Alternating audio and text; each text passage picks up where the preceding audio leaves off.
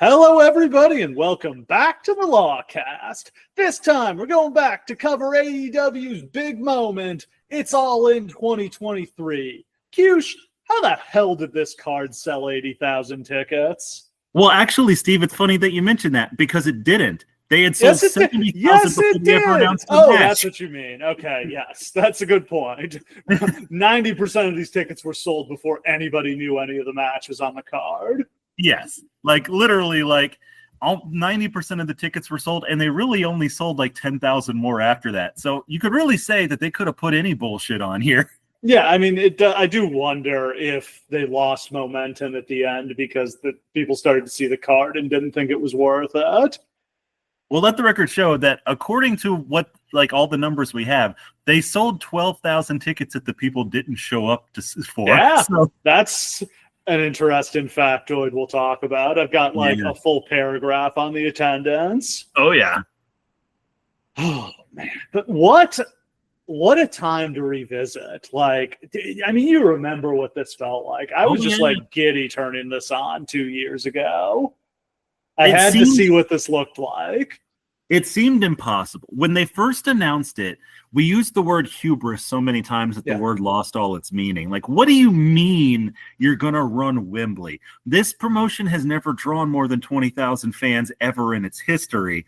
And even WWE has struggled mightily to draw more than 50,000 to anything that's not a WrestleMania. What do you mean you're going to do 80,000? And then as the tickets sold and sold, the excitement grew and grew. I've just never seen anything like it. Yeah. I mean, I just think for European fans, when you stop and think about it, so many of the big stars on this show had not wrestled in Europe or the UK in years.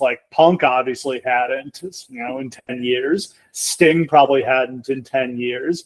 I don't know. I mean, Kenny had not wrestled on large European shows. He'd probably done some small shows in his career. Danielson's not on this show, but I don't know if he had done any of the WWE European tours after he started wrestling again. So for so many of these, for the fans, it was their first chance to see a lot of these guys in years and years and years. And the first time, WWE, for whatever reason, was just hugely negligent about running major shows in England. I mean, I can kind of understand why they didn't do it in the pay-per-view era, but once they switched to WWE Network, it's very weird that they didn't run any major shows in England before this. Let's also talk about a brief history of English wrestling. After the Big Daddy days in the late 80s, early 90s, England was basically forgotten by the entire wrestling world for 20 years. And then they finally had a boom begin and the late thousands, early tens that was huge and hugely successful. And then it's got kicked off by TNA actually going over there and drawing the greatest houses of all time. And then WWE robbed them of their entire boom. And then it turned out they were all rapists and pedophiles. And then it was just this horrible, horrible thing. And then they waited 3 years, and then suddenly this comes along. And all of those fans that were made during that boom period, all of that love for wrestling that had dissipated, all kind of comes back in this one beautiful moment. I guess I forgot. WWE had run Money in the Bank in England 1 month before this, and they had run Clash at the Castle in wherever the hell that was. Yeah, which was hugely successful. I did 60,000 or something. Yeah, and I remember when they announced All In, I was like, maybe they can outdraw what WWE did at Clash at the Castle. And then I heard myself say that, and I'm like, oh, wow, that sounds insane. And then they crushed them.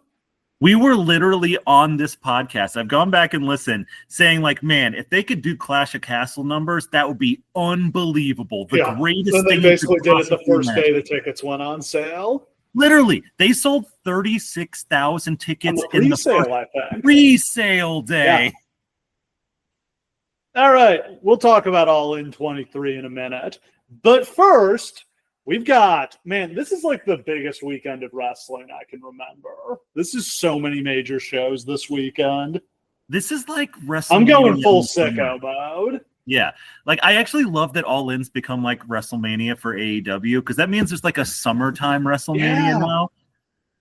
It's like a week before the G1 starts. Like, this is the time, baby. I'm cooking right now. So we've got a monster card for this All In. Like, I think a much bigger card than All In from 2 years ago for comparison. I think this might be top 5 cards ever put together for a show ever. Ooh, that's bold. I don't know if I'd go that far. In terms of like, maybe let me put it this way. In terms of a big show, because so many of like those WrestleManias don't actually put together the card that you want, or if you go up and down them, this card, man, the top 3 matches on this card might be the 3 biggest matches any company can put on.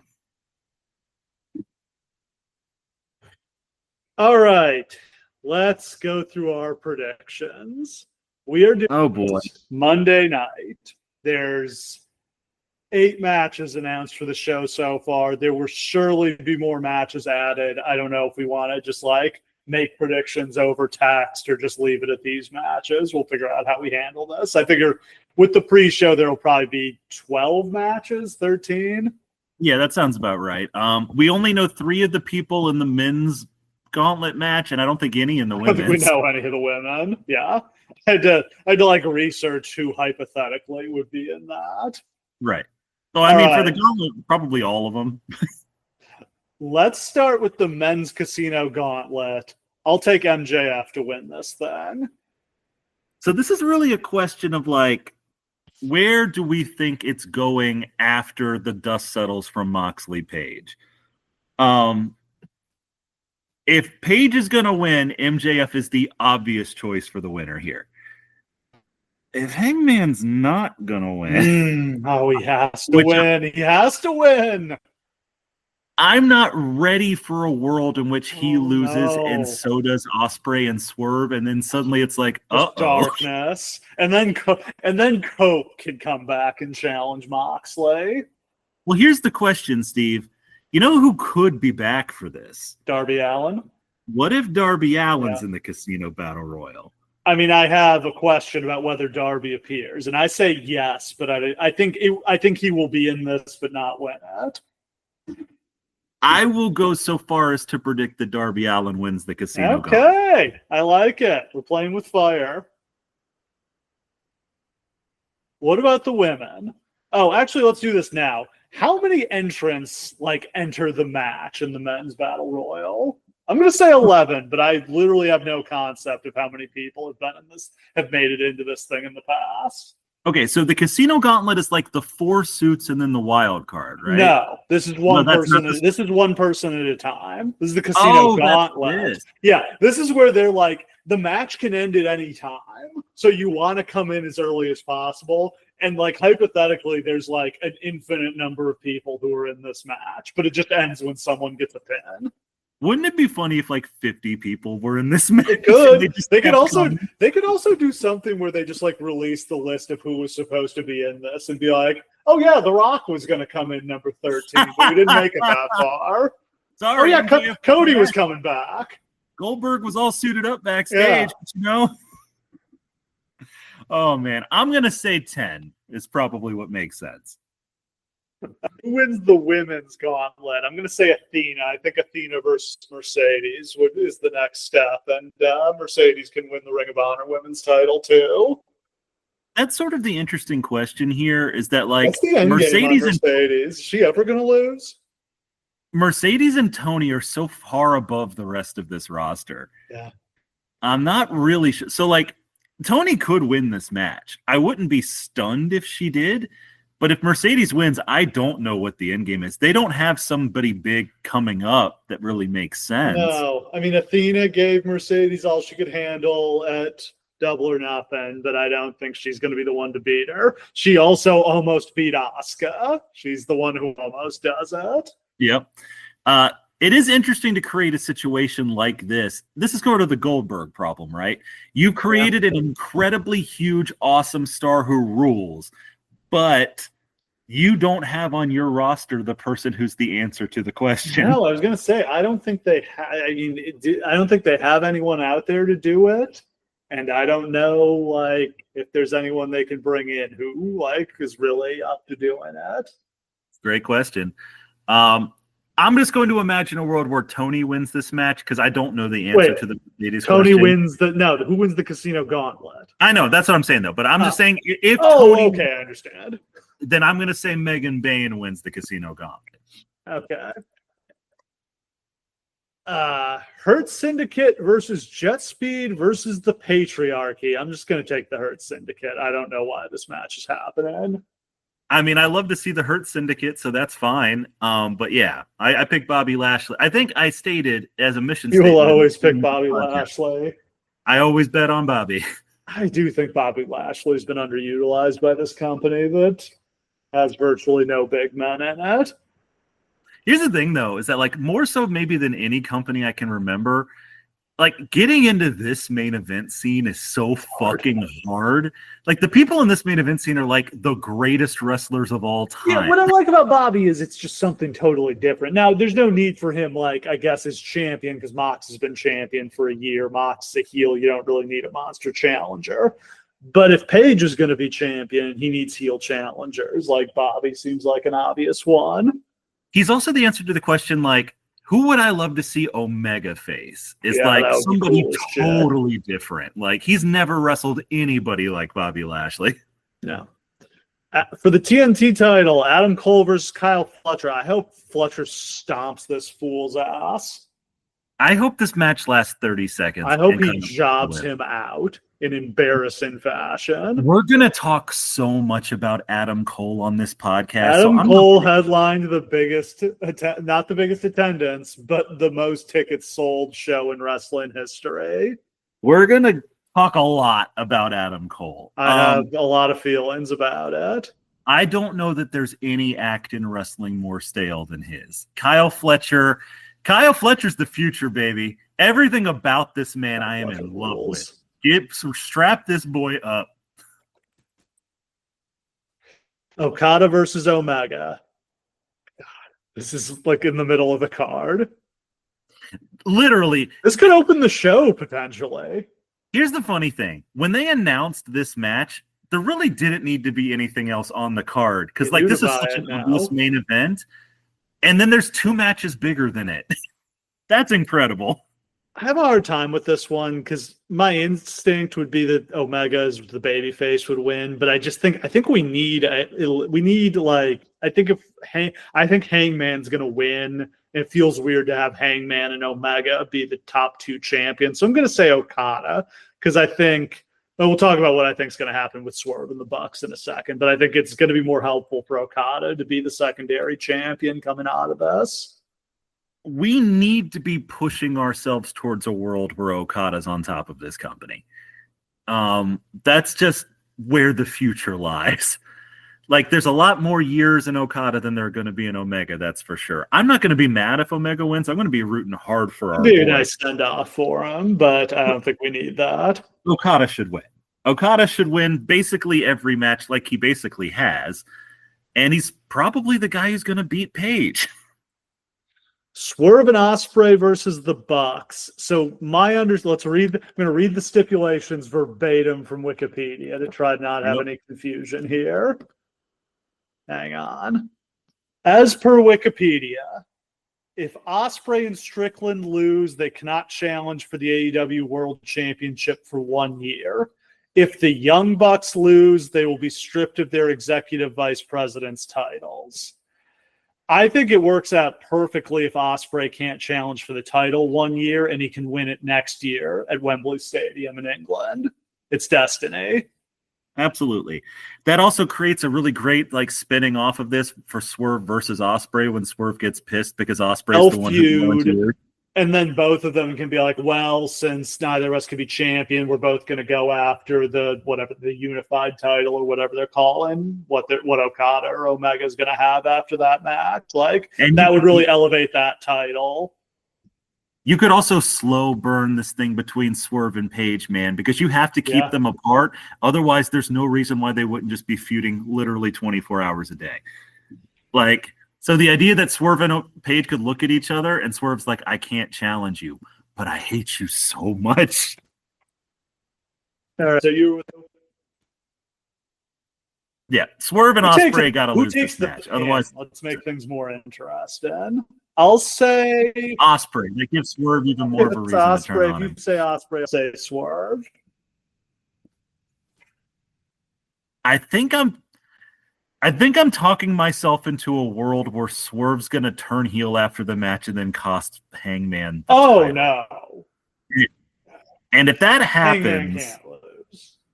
He has to win. They can't. it would be madness. No, the world is ready. I was all about Cody winning or Cody losing when he got his first shot at WrestleMania. I think Hangman needs to win here. I think this Moxley title reign, I think I bagged on it more than it deserved, but I think it's time for it to end. This Moxley title reign has been the stable heel champion that the company needed to rebuild itself around. And so, but like, if they miss this opportunity, the fans, I don't think, are going to want Darby afterwards. I don't think, and they're damn sure not going to want Paige afterwards. Like, you have to do it. That's the thing. I don't think you can get back to Paige is the problem. And look, I know that I push this narrative, and all of us Hangman Page push this narrative so much, and it annoys people. Like Hangman's the protagonist, like whatever. Me, yes. But literally, if you follow the story of all the storylines in the history of AEW, they lead us to this exact moment where Hangman has his redemption. That's the story. The pop, and I hope they do his entrance this way. I hope they start by playing his heel theme, and then it stops, and then they hit the babyface theme because the pop will be insane. And again, if he rides out on a fucking horse, he will get the biggest pop anyone's ever got. Toni Storm versus Mercedes. I'm going to take Mercedes. Just give her all the belts. Have her job out the universe. I don't care. At this point, cry about it. I would have thought that this would have gotten old by now. Honestly, her winning belts rules. This is amazing. The best. Look, for the most part, I don't think AEW's women's division has been good. This is the first thing that's really gotten me interested in it. Whatever people said, they're paying her too much. They're giving her too much. Every match she's had is a fucking banger. She is the greatest women's wrestler, maybe of all time. We're approaching this. And they're going to get hotter and hotter until somebody finally beats her.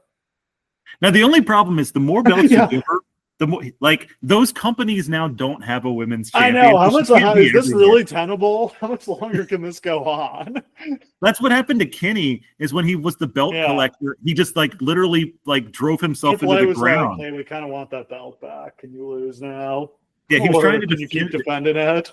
He was defending it in TNA and AEW and Mexico every week, and it's like, you can't do that. How many belts does she have now? She has the TBS title, the AAA women's title. Does she still have the New Japan Strong title?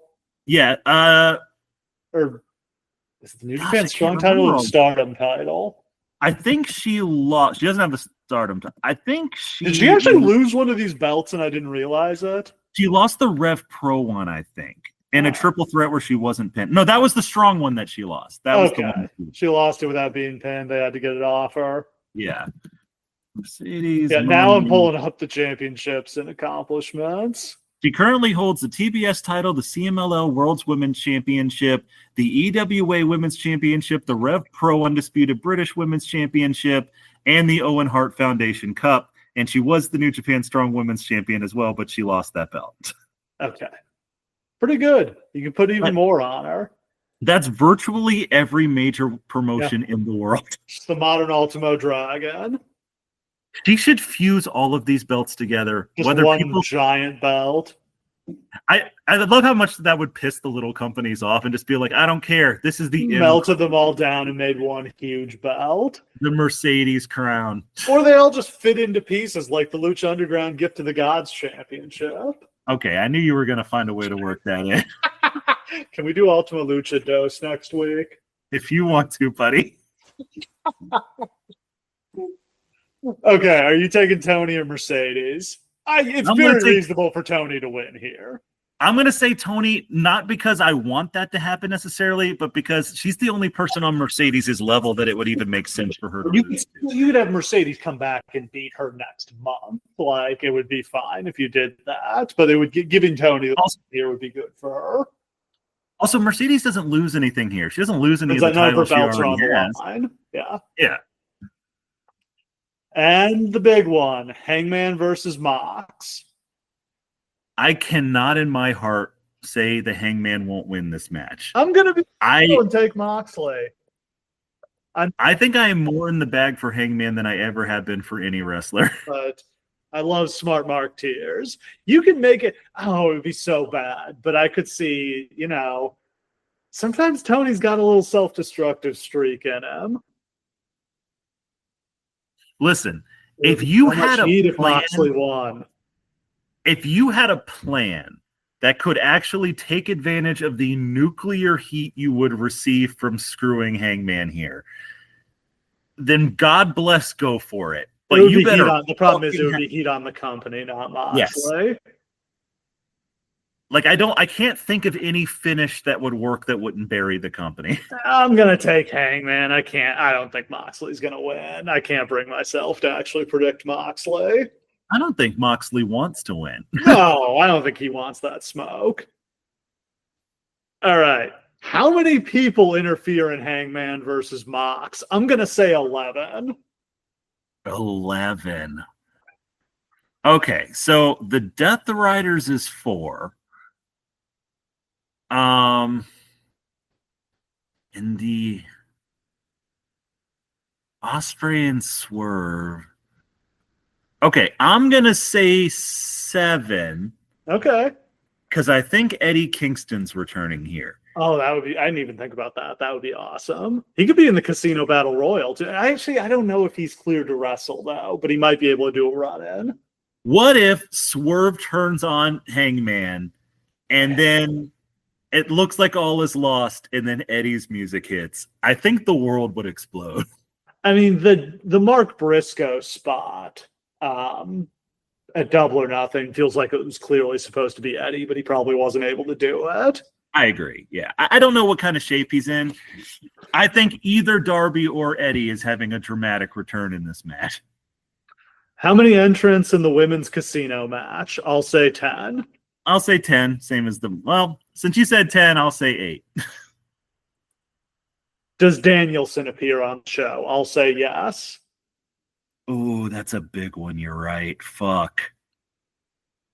Because he never got even with Moxley. No. And he's appeared in dark segments in the twice in the last couple weeks. He did a 3-second match with Max Caster, and he ran in to save Blue Panther at Arena Mexico. There's a version of this that is better than the Cody Roman match with all of those run-ins, because everyone in the company has history with these two guys. Yeah, and if anything, they kind of moved. They were really building the Ospreay was trying to recruit Swerve to help them, and it feels like they've moved away from that now. Yeah, it's interesting. Shit. The big thing is if you have Eddie and Darby and Brian all loaded, fucking, what do you do? All of them? Do you do Probably one? Not. How do you choose? Okay. I'll do it. I don't think Eddie appears, so I'll do that. Well, let's do that one too, and I'll say no. I'll say no to Danielson. And how long does the main event go? Oh, I've got more. Does Sting appear? Okay. I'll say no. I'll say no. In any capacity, even just to bring him out and cheer for him, I'll say no. I think Sting's done. Have you seen the pictures of him at his signings where he's got a giant beard now? Yeah. Yeah, he's definitely done. Does Darby appear? I'll say yes, and I think you said yes too. I'll say he wrestles though. Okay. What opens the show? I'll say Cole versus Fletcher.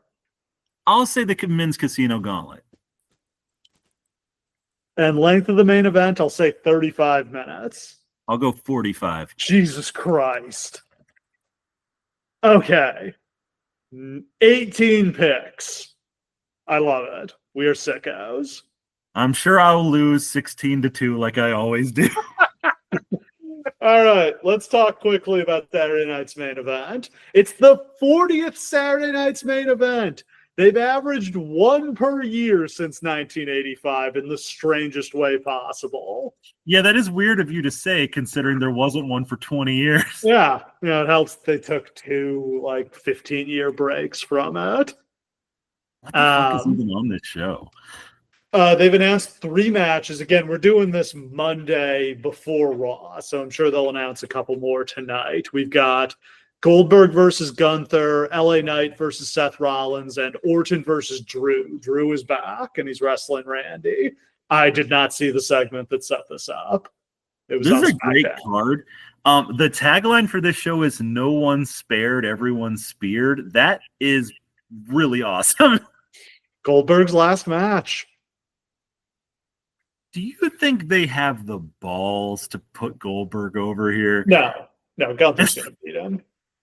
But how funny would that be if he won and then just hung it up with the belt? That would be insane, especially since all he's done is lose in his second run. After he beat Lesnar, he barely ever won a match again after that. Because he shouldn't, because he's a 50-year-old man. He did beat Lashley, disgracefully. Of course he did. Yeah, this is going to be a big win for Gunther. We can't do predictions on this because it doesn't really matter. No. I'm Should sure be fun. I'll watch this after I've watched. I'm probably gonna watch this the next morning on Peacock. I don't know that I need to watch 9 hours of wrestling on Saturday.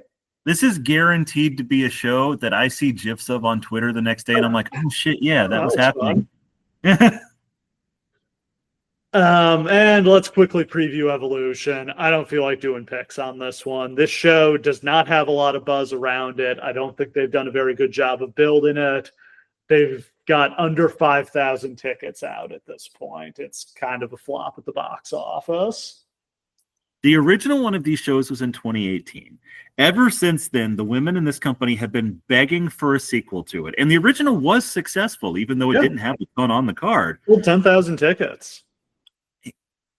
Word is coming out from inside the company that the women think that it's a setup, that they finally got it, but it's such a shitty card, so poorly sold, that they're going to be blamed for the lack of success when it fails. I don't see it that way. I just see it as Triple H is so obsessed with trying to get revenge on AEW for humiliating him that he just totally threw the women in the garbage here.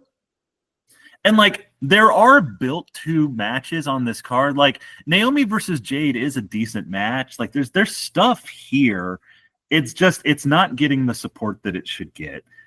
The women for the last several years, have not really felt this, had this little momentum. It feels like we keep saying there's a ton of talent here. Nobody's doing anything. No, if they had done this last year with Rhea versus Liv on top, it would have been big. As we were talking about on the pre-show, they should have done this last year with Rhea versus Dom, and it would have been the greatest women's empowerment thing that ever happened. That would have been some real evolution to do intergender wrestling. All women, and then Dom. A lumberjill match with all women on the outside, and Dom. All the women Dom is fucked over. And they all have a belt strapped of the women's revenge match. Hell yeah. All right. So we've got Io versus Rhea is probably our main event. We've got Becky versus Bayley versus Lyra. We've got a multi-way women's tag match. We've got Tiffany versus Trish, Jade versus Naomi, an NXT match, and a battle royal. I have one bold prediction. I think Paige is returning to WWE here. Ooh, that would be interesting. Yeah, she should probably come back and win the battle royal. I think this women's division needs a spark, and I think she's got something left in her. What do you think of, and I hesitate to utter these words out loud, but the divification that the roster seems to be going through? Ooh, I hadn't really, because I've not thought about this, but just referring to more hot blonde women. And also bringing back the Bellas, bringing back Paige. Paige isn't a diva. Paige is the anti-diva. You know what I mean. She was on Total Divas. She was part of that era. I think it's just the nostalgia they do for any of their big shows.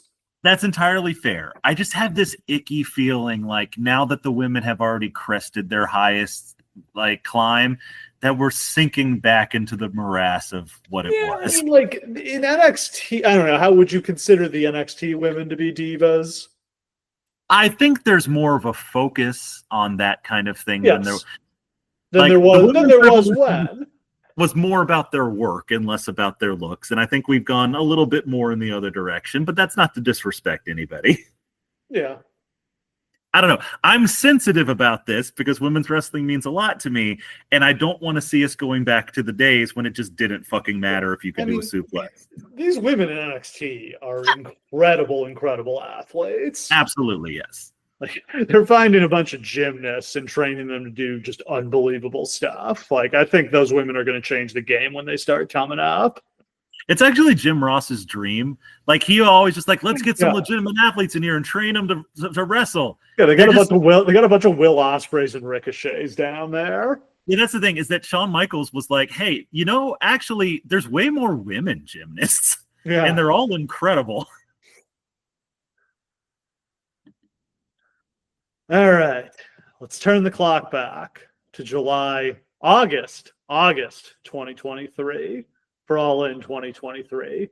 I prefer All In July. I think this should stick. I really hated that thing they had go. This one's insane where they had All In one weekend and then All Out the next weekend in Chicago, especially given the events that took place at this show and afterwards. Yes, that was a bad way to do it. But again, All Out ended up being an incredible show, is my memory.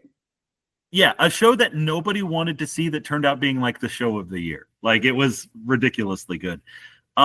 Let's remember this. This is not a show that had like years of like planning ahead of it.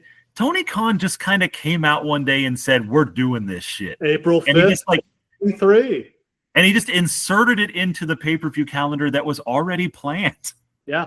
It was hard to get dates. This is like a day or two after a Taylor Swift concert that was in Wembley. Hilariously, leading to rumors she might appear on this show due to her real friendship with Jeff Jarrett. How fucking funny would it have been if Taylor Swift came out? What if she had agreed to do the show? What would you have done with her? Anything she wanted. That's okay, but I mean, do you have it? Is there like a particular segment you would have put her in? Would you have Jeff Jarrett break a guitar on her head? Like, I probably just would have had her like sing the national anthem or something like that. And then she's going to sing "God Save the Queen." Oh, that's interesting. Actually, you're right. We are in London. Yeah. Oh fuck, I don't know. I would have had her perform Judas. I was going to say she could have sung Judas better than Chris Jericho did. What if she sung Judas with Fozzy while Jericho came out? Here's the thing: she would have crushed it. What if she sings "My World"?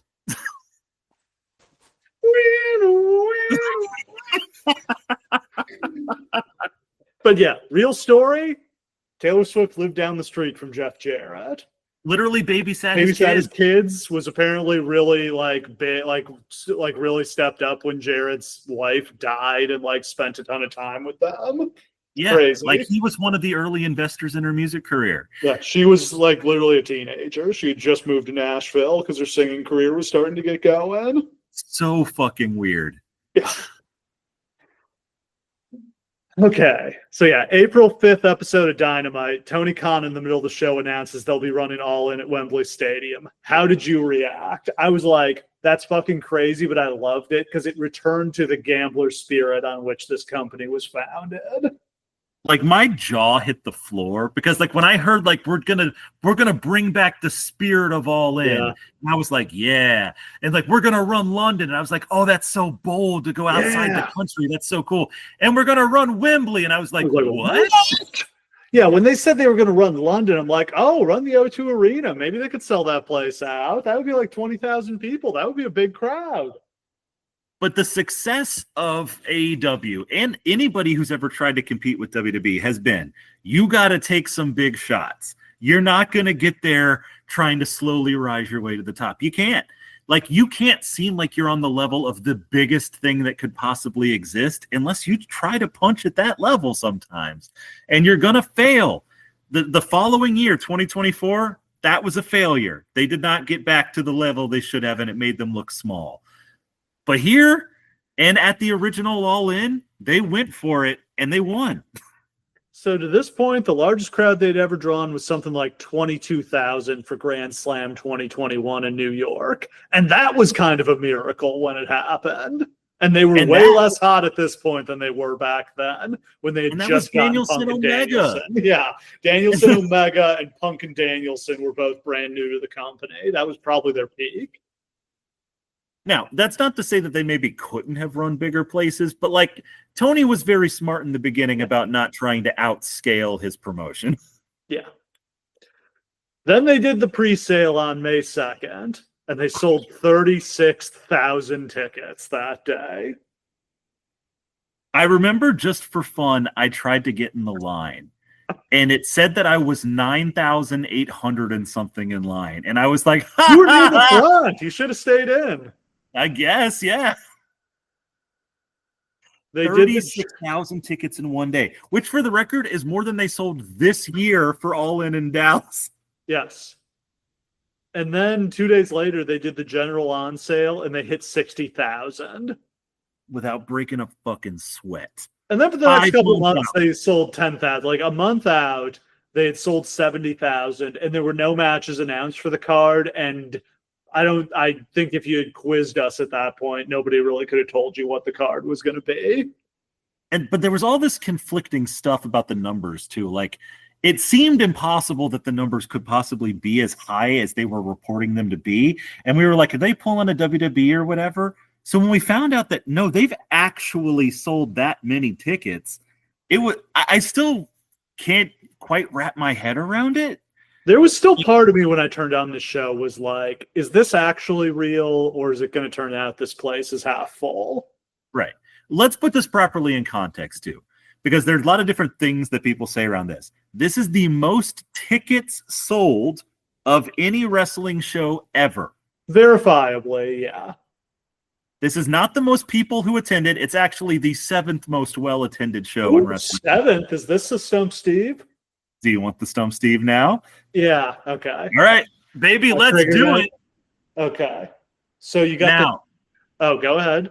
I got them all up in front of me. I will note that one of them is the extremely, extremely dubious Jim Londos. Yeah, I was going to say, I do not buy the Jim Londos stuff. I think that's made up. The stadium only holds 50,000, and they're saying there were 100,000 there and 50,000 were turned away. Fuck off. That didn't happen. Yeah, so that doesn't count. So 6 are ahead of this. Okay. 6 shows we're saying had more people in the building. Correct. WrestleMania 3. That is 5th with 78,000. The 2 New Japan North Korea shows with like day 1 150, day 2 165. Obviously nobody would be there. Yeah, I don't know if the numbers are truly that big, but it was clearly well over it was clearly over 100,000. We've seen the footage. Massive. Like it's insane. Yeah. Like I've been at Michigan Stadium in Ann Arbor, which holds 100,000 people. Like that stadium's bigger, and it was full. Yeah.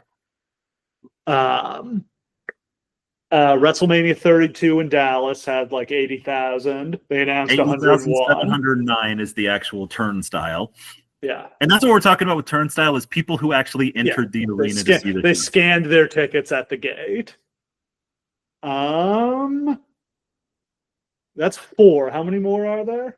2 more. So you're missing number 4 and number 6. Number 6 only sold 2,000 more tickets, but I think you'll be very interested to hear which one that was. Did SummerSlam 92 have more people in the building than this? It did. Because it had like 80-some thousand, yeah. With that, the old Wembley also held more people. More? I thought it held less. I think this one's bigger because I think SummerSlam 92 was full and it was only 80,000 people in the building. They did not fill the stadium here. I think this version of Wembley holds 90,000. You are right, but also there was no set at the original Wembley, so they could pack more people in too. But regardless, yeah. So they had 78,927 at Wembley. Yeah. You're missing one more. One more. While you think about it, here are the other 2 shows that have brought 70,000 people. Royal Rumble 2025 in Lucas Oil Stadium did 70,347. That's crazy. Is that real or is that the number WWE announced? That's the Wikipedia number, which means it's the most correct number we know. Yeah. Wow. Super Showdown in Australia did 70,309 in 2018. Oh, yeah. Forgot about that. And then it's all WrestleManias all the way down until you get to Battle Entertainment, Tokyo Pro Wrestling 1996, Abdullah the Butcher versus Takashi Ishikawa. How many did that draw? 65,000. Holy shit. A Tokyo Dome sellout. Actually, a Tommy Sun Beach, which was a baseball stadium. So, okay, you're missing one, and I will tell you it is a WrestleMania. Okay, so it's something it's something because I was wondering, is this like some like rumored show in India or the Middle East or something where you have people claiming there was 100,000 people there? There's a lot of that. Nope, this is a show in our lifetime, Steve. In fact, you could have gone to it.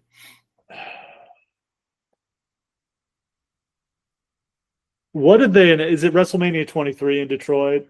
It is 74,687.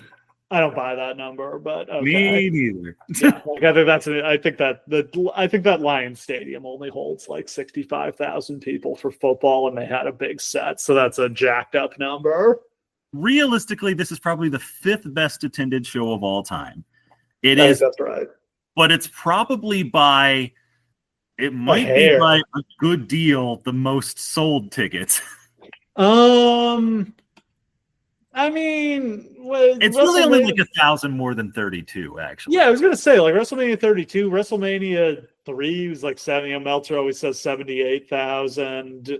You know, the SummerSlam 92 was right around 78. So pretty close. Another thing about this is, so during that first day of pre-show, they sold $4 million worth of tickets the first day. So I believe this gate is something like $15 million. Yeah, it's huge. It's a WrestleMania-sized gate. These are not cheap. Yeah. WrestleMania 3 probably got them like $1 million. Whereas this year, when I looked like a couple weeks ago, you could get in this year for $35. We should have gone to this. I think we should have. I didn't have any faith that was going to be good when the tickets went on sale. This company sucked when the tickets went on sale. The unlikely main event, MJF versus Adam Cole. Do you think this was the original plan? It's pretty clear that there was no original plan. Yeah. This company, the main event of this company was a baffling mixture of there's a ton of stars, but nobody's ready for the belt. And they won't work. A lot of them won't work together for one reason or another. Yeah, MJF gets his first title reign because he's the only guy in the main event that nobody hates. So I don't want to go into all the CM Punk shenanigans, but just to recap, Punk beat Moxley for the title at All Out 2022, tore his bicep, and then punched out one of the Young Bucks backstage and started a brawl that nearly ruined this company. He was stripped of the title. Moxley won the title and then dropped it to MJF at Revolution, and MJF has held it ever since to this point.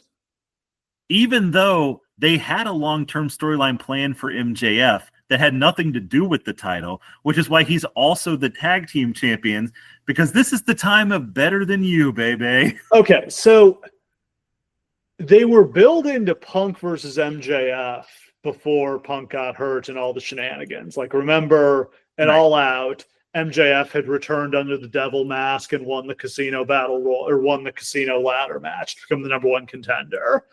So I figured they would do Punk versus MJF here. They were clearly building to that since Punk is carrying around his version of the world title. When do we think they were saving that for? Do you think they just thought Punk was too nuclear hot to he had too much backstage heat to put him in the main event here, and they didn't trust that he was going to be around this long? I think they probably were building to that, but I think they gave MJF the Casino Battle Royal thing as a get out of jail free card if this Punk thing turns to ashes like it in fact did. Because we can just put the belt on MJF anytime and that's fine. And they wanted to do another MJF Punk match. That was such a huge feud, but it got derailed by Punk's injury and his suspension. This also all gets derailed by... So this Adam Cole MJF thing starts because they just randomly pair them together as a tag team. First they had a match that went to a 30-minute time limit draw. It was a really good match on Dynamite. And then, they did the lethal lottery. They did the random draw tag tournament, which worked like a charm. And for some reason, they haven't gone back to it. We got this, and we got Big Bill and Ricky Starks out of it. Literally every team got over that worked. It's such a Big good Bill, idea. one beautiful Bill. But it certainly wasn't their intention that MJF would become a gigantic baby face as the fans fall in love with these two as a team together. These guys becoming like super endearing bro best friends ended up being the best thing of the summer. MJF worked great as a babyface with Adam Cole. As soon as Cole was gone, it was wretched. Well, what works here, and I've argued this millions of times, is that the thing that everybody needs is a friend so that you can have something to build off of with their personality and have growth. The second we gave MJF an actual friend, and the whole storyline is about him trying his best to hold back his heel tendencies because for the first time in his life, he actually loves someone. And being like, I guess video games are more fun to play when you have somebody to play them with. And he's just, but you also remember how sad MJF's story is. And we kind of all were like, yeah, you deserve to have a friend, buddy. We want to root for you now. All the best heels become great baby faces because people want to cheer for them. I guess we should note there's no Bryan Danielson on this show because he broke his arm in his match against Okada at Forbidden Door. That was a big setback. What do you think Danielson would have done here? Was he wasn't going to wrestle MJF again. They'd already had their Iron Man match. I wonder, he probably would have been in the Blackpool Combat Club thing, right? Oh, that would have been such a waste of him, but yeah, probably. Yeah, because they have Santana and Ortiz in there randomly, and I don't think that they were going to be. Yeah, but that is something you get. You also have Kenny and Hangman in a tag match on this card. They really didn't feel like they were sending their best here. There are some of the greatest of all time slumming it and weird ass matches on this show. Yeah. So this was just about getting everybody on the card. I had forgotten about this until I was reading the Observers leading up. Do you remember it really wasn't clear until a few weeks out whether this was going to be a pay-per-view or a TV special or a streaming special? Oh, yeah.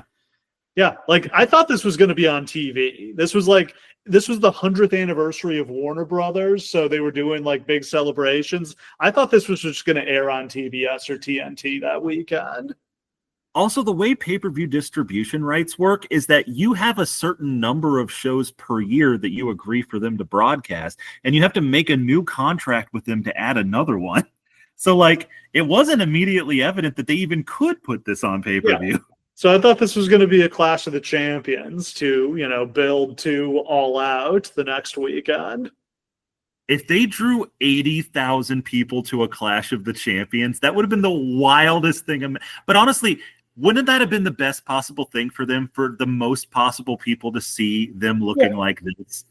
I have no idea. I'm curious to see what kind of viewership this would have done. They were doing more viewers back then. This might have hit 1 million. I don't know. Yeah, this did 200,000 buys or so, somewhere around there. So it's not like it wasn't seen, but still, this would have been fun. So Collision debuted on June 17th. Okay, now it's time for Steve, as a self-admitted collider, the person who believed the most in Collision of any human being on the planet, to talk all about Collision. Me and David Zaslav believed in one Bill Phil. We thought he could carry his own show. The way Steve would wax poetic about what Collision could be. And this 6 weeks of Collision was magical. Yeah. I'm gonna start an AI slop, one of those engagement slop accounts that just tweets stuff like "We didn't deserve the first 6 weeks of Collision." But it really was a cool, I really liked what they were doing with the show at first, where it had different guys, it had a different feel than Dynamite. There was going to be rivalry between Collision and Dynamite. There was real heat, too much heat, it turned out. Here's the thing, too. A brand split was not a bad idea at this point in time. This company could still use it. They still have so many guys. There are so many people on this roster. Yeah. And currently now, I think they focus more on the same 20 people a lot more than they were back then. But back then, you'd get your month and then you'd just be thrown in the garbage for another 6 months while it was somebody else's turn. It's like, where's Ricky Starks? Where's Big Bill? Where's all these other guys? A brand split would have helped. So CM Punk has been involved in lots of shenanigans in his 6 weeks that he's been back. He dropped the counterfeit bucks and one bill Phil lines in his return promo. He cut an off-air shoot promo on Hangman Page after an episode of Collision. He barred Christopher Daniels and Matt Hardy from appearing on Collision. He nearly beat up Ryan Nemeth and Jack Perry in separate incidents. Seriously, this was in 8 weeks he did all this. This is all going to be forgotten over time because WWE is laundering his misdeeds and stuff like that. You can say what you want about an unprofessional working environment and Tony not being enough in charge and Christopher Daniels being a bad. He was out of control here. No, this is the worst any wrestler has ever acted in any major promotion ever. Isn't this way worse than Hulk Hogan? This is way worse. Hulk Hogan would be like, I don't know if that guy's ready for a push, brother. And he'd kind of bury you like that. He wasn't punching people in the fucking face because they didn't wrestle the way he wanted. The thing where he was able to say Christopher Daniels, who's, the head of talent relations, isn't allowed to be at Collision because Ace Steel can't go to Dynamite was it's unhinged. It's insane. And he was fully aware of the power he had in this company, obviously. Yes, because they didn't fire him for all this bullshit. But this is also crazy. I want you guys to really put aside any tribalism or bullshit or any of that, any Punk fandom, whatever. I like CM Punk as a performer. I'm a fan. He was out of control here. Imagine at your workplace, yeah, you had a guy who was so far and away your most popular and best performer, but that guy was so unbelievably toxic to literally everyone else. And Tony's hands are so tied because he's going to look like the villain if he does anything to Punk. But Punk is literally destroying his company. No, they should not have brought him back. I don't think you could bring him back unless you had to have worked out the political situation, and they clearly hadn't. Actually, this reminds me of a hilarious story. Have you ever heard the story about Barry Bonds when he was in college? Which one? Okay, Barry Bonds, before Arizona State was going to play in the College World Series, the coach asked the team, he let them vote, should we let Barry stay on the team? And every single player voted no. And then the coach was like, no, we got to let Barry stay. It's the exact same situation because in that case, the coach is like, well, we won't win without Barry. So and Tony's, you guys are just going to have to deal with it. Of course, he proceeded to hit 500 in the World Series. But that's this situation. Punk has already measurably drawn them way more money than they were previously making. One person is the biggest draw this company's ever had. He's one bill Phil. It's so also, and that's another reflection of the problem. He's in with the head of Warner Brothers. Yeah, I think they got Collision because of CM Punk. That was a big part of, my understanding of what happened there was Tony asked, he wanted to get Ring of Honor on TV, and they weren't interested in that. But they came back to him and they were like, well, maybe we could do another, 2 hours of AEW. And Tony was like, oh, this is a solution to my problem. I can give Punk his own show. And David Right. Zaslav was a big Punk fan. So he's like, oh, that's a great idea. Yeah, we build the show around Punk. Like, people have to watch it if it's the only place they can see Punk. But here's the problem: is I just don't think Punk ever respected Tony Khan as an authority figure. No. Because like when you hear him talk about it to this day, he's just like, that was all fucking stupid. Everything was run so fucking stupid. Because I think Tony wanted to let Punk do his own thing, and I just don't. Something about that situation just didn't work. It sucks that it didn't work, but it just didn't. Yeah. And I don't know what this, like, I don't know how to deal with Punk. People were talking shit about him to the dirt sheets. I don't know that it was actually the Young Bucks and Kenny. I think it was actually other people. Oh, by the time we get here, everyone in the company hates Yes. him. Everyone in the company is talking shit about him, and he deserves it at this point. I don't know. We said we weren't going to go down the Punk rabbit hole on this show, but suffice to say, like, it was not that big a shock that he got into a fight backstage on this show. It was just surprising who he got in the fight with, I'd say. Yeah, it was going to be somebody. It Yeah. just somehow wound up being Jack Perry. Jungle Boy. And okay, the way this gets set up is what Punk said something about using real glass. Yeah, they were going to wasn't do some clear. angle on Collision. He was going to get put through a windshield. And he wanted to use real glass, and Punk was like, "No, that's stupid. We don't do that kind of bullshit on Collision." And I think Punk is right here, but it sounds like he was kind of out of line. And also, why is he even weighing in on this? He's just a guy. He's not in charge of the show. Well, I think Tony wanted to position him in like a Sting Yeah. role where he was like the mentor to the young people. Here's the thing, though: CM Punk's an asshole. He's not the veteran agent you want. So let's do all the other stuff, and then we'll talk about the Punk fight in a minute. Okay. Okay, so before we get to the lightning round, like the news that kind of hangs over this show gives it kind of somber atmosphere. The death of Terry Funk, and then the just shocking death of Bray Wyatt at Wyndham Rotunda in the days before this show. Yeah. Funk, it's still bummer for him to die. He was still a little young to die, but he had lived a full life. Bray was just shocking. Like, he had been gone for months. We didn't really know what was going on with him, and then just turned out he had died. I mean, we knew that his health was bad when he left, but we never really got like a clear answer on like what exactly it was that was going on. No, I was thinking of the mental health thing. Yeah, I mean, he died of a heart attack in his Yeah. sleep. No, I think he may have initially left the company due to a mental health situation, but yeah, I think he got a bad COVID case and it damaged his heart and his lungs. Yeah, he had a pre-existing heart condition, and then he got long COVID, and it damaged his heart worse. And then that was part of the reason why he couldn't work, is that he was just having heart issues, and they wouldn't clear him. At the time he was supposed to be, I'm reading this off Wikipedia, he'd been advised to wear a specialized vest containing a self-activating defibrillator, and he wasn't wearing it because he had left it in his car. Yeah. But yeah, shocking, and like there's a number of tributes to him on this show. But yeah, it was kind of a black cloud that hangs over this show, unfortunately. Apparently one of the best people ever in the business. No one's ever had a ghost of a bad word to say about him. Oh, seems like a great dude, great performer. I mean, we've clowned on him many times on this show because he was involved in lots of terrible storylines and angles. But hey, who hasn't been?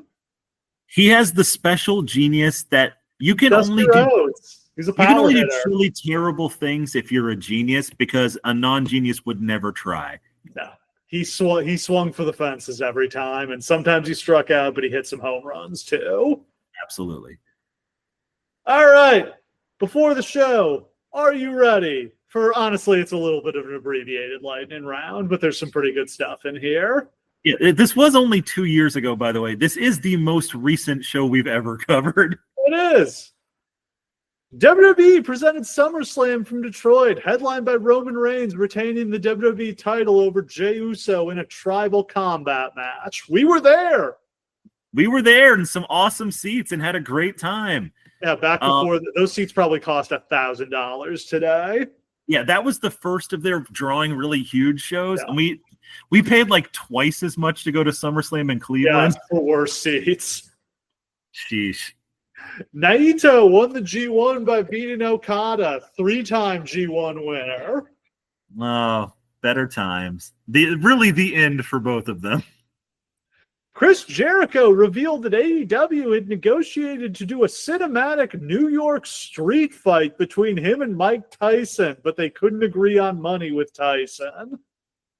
What the fuck would that have even been? It would have been a New York street fight. It would have been a fight in an alley. I guess that's right. We're going to have lots to say about Jericho here, too. Rob Van Dam showed up on Dynamite to wrestle Jack Perry. That was one. There was a time in AEW, and it's not really so true anymore, where just like random AEW awesome people would just show up any day, and you just never know. Sabu, Hoovy, Nick Gage. That was Eddie Kingston originally. I think that was originally supposed to just be a one-off appearance, and he crushed it. Yeah, there are a lot of people in this company who were brought in for like a one-off who just did so well they became fixtures. Ricky Starks whipped Ricky Steamboat with a strap for accidentally costing him a match. I do not have any remembrance of that. I don't remember this either. I think this was leading to a strap match between him and Punk, and instead it ended up being a strap match between him and Danielson.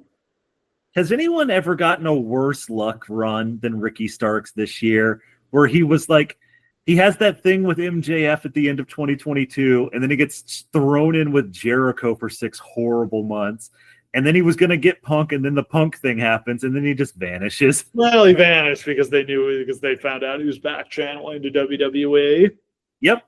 And then he finally debuted there, and I haven't heard a fucking word since he debuted there. I'm sure he'll be wrestling on the NXT Great American Bash this weekend. We didn't preview that. I haven't watched an NXT show in a very long time. The Bucks, Kenny, and Hangman all signed new contracts. It was interesting. Do you think that there was a moment where Tony considered picking Punk over them? I think no, the thing is he wouldn't choose, which is how we ended up in the situation we did. Right. But like in like his darkest sleepless hours, do you think he was like, well, their contracts are coming up? I understand why. I think in the ideal situation, you could have kept the peace between everybody. It turned out it wasn't going to work. Tony Khan, not a diplomat. He has a lot of good qualities, but that wasn't one of them. And finally, the hammer. Meltzer referred to Ospreay versus Jericho as, quote, the one match on the show that has the best shot at being Brett versus Davey Boy Smith match on this show. What? Yes. You know what? I can see it because Davey Smith was a worthless bag of shit that Bret Hart carried to a great match. I remember I was talking about this at the time, and I think we were like, because one of them is going to be screaming, I'm fucked 2 minutes into the match. Yeah, and one of them's going to be like way on steroids and blown up 2 minutes in. Well, that was true. If you asked Dave Meltzer point blank, who's a better wrestler, Bret Hart or Will Ospreay? I think he would hesitate, but in that moment, you would see in his eyes that it's Will Ospreay. He's sure giving Will Ospreay more 5-star matches. Yeah. All right, and before we get into the show, let's go outside the bubble in which we talk about what else was going on in the world at this time. Donald Trump was indicted by a grand jury for his attempts to overturn the 2020 election. One of many times where it seemed like the world was going to go. He's never going to be president now. Yeah, it seemed like the world was going in one direction, and then it swerved us hard. One of the greatest tweets of all time. Somebody being like, oh, let's see how old Donnie Trump wiggles out of this jam. Trump wiggles out of the jam. Oh, well, yep. Nevertheless. The infamous Montgomery Dock brawl took place. Do you remember this video? This is the greatest thing that's ever happened. Where the dudes are swimming across the channel to give backup. Yeah. So what happens is, there's like a bunch of like racist white guys, and I don't even remember what touches this off, but they start like assaulting like a black guy, and there's like a tour boat going by, and the driver of the boat jumps off the fucking boat to swim across the channel to jump into the he literally climbs out of the water, jumps into the fight. Somebody else grabs a folding chair. Yeah, like literally there's a bunch of dudes who swim across the channel to join the fight. It's amazing. And they whoop those racist fuckers' asses. I saw a great version of this with Whoop That Trick over it. The guy who grabbed the folding chair and just starts wailing on a racist bald white man is literally became like a mini celebrity. I think he got to go on like Stephen Colbert. I think around the same time we also got the incredible Waffle House brawl, where the guy, I can't remember if it was a woman or a guy behind the counter, just like bats the chair somebody threw out of the air. Yeah, it was a woman because it was like this tiny little woman, and she just like bats it out of the air. Like, come on. Yeah, there are heroes all among us. In the Women's World Cup, the United States lost to Sweden 5-4 in the round of 16. Yeah, it turned out time was up for this version of the women's team. Every dynasty ends. Yeah, that was a rough tournament. They barely made the knockout stage. Yeah. Taylor Swift completed the first leg of the Eras Tour in Los Angeles at SoFi Stadium. This tour went on for what felt like a decade, and was, I don't know if it's literally the most successful tour of all time, but yeah, if it wasn't, I mean, maybe not if you, there might be something older if you adjust for inflation, but yeah, unadjusted, I think it has to be number one. Culturally, I can't think of another tour in my lifetime since the Michael Jackson Bad tour that was this much of a cultural moment. That like the tour itself was the story, not the album or whatever else. I went and saw the version in theaters while the tour was still going on. Tops at the box office: Barbie, Blue Beetle, and Gran Turismo. This is just after the double bill of Barbie and Oppenheimer, which would wind up being the most successful double bill in movie history. That Blue Beetle movie was actually great. It was just doomed. Yeah, it's a shame. They didn't support it at all. Like that was a burn off. Good job, Zaslav. Yeah, it coming out in the dying days of the DCU didn't do it any favors. And that Gran Turismo movie was watchable. Never. That's the one where like a video game player becomes it's a true story. Yeah. Yeah. Tops on the charts, man. First, we got Last Night by Morgan Wallen, and then Try That in a Small Town by Jason Aldean, and Rich Men North of Richmond by Anthony Oliver. White Backlash was in the air. Wow. I went to look at this. I'm like, am I even going to know any of these songs? And I'm like, oh, Jesus. Streaming has broken these things. Like, again, I refer to this all the time, but like Tipsy by like Shabuzi or whatever. Oh, yeah. Literally holds the record as being the longest reigning #1 song ever in history. People aren't paying for it anymore. It's a whole different thing. Exactly. All right. To get into the show, it's Sunday, August 27th, 2023. We're at Wembley Stadium in London, England. The show started, I believe, at 1 p.m. Eastern time. Pre-show at 11. They had announced a 12 p.m. start for the pre-show, and then they just started an hour earlier unannounced. Like, I found out on Twitter the pre-show had started. I didn't see a second of the pre-show, but I was so jazzed for this show, man. I think I watched the whole pre-show. Yeah, I didn't watch the pre-show, but like I probably would have if I had thought about it. The attendance: 72,265 is the scanned ticket count that Brandon Thurston from WrestleNomics got from the local authorities. AEW claims they sold 81,035 tickets, and that is backed up by WrestleTix. This show might hold the weird distinction of being holding the record for most tickets paid for but not used. Yeah. Now that could have been scalpers, and in fact, it probably was. Could be. It also could be just people who bought the tickets, and then like when they looked at the travel, it was too expensive. Like people in America bought the tickets, and then they're like, oh, I don't want to spend $3,000 on a flight and a hotel. Didn't end up going, and they couldn't sell it on the secondary market. I think a big part of it is people bought the tickets, saw what was on the show, and were like, eh. I don't know that I really need to go to this. Still an insane success. Oh my God. Like, we can like make little comments about it here and there if we want. This is the best-selling non-WWE or WCW show in history by like 50,000 tickets. Yeah. Like, this is insane. They did about 175,000 pay-per-view buys, which I think is second all time. I think it's just behind All Out 2021, Punk's first match.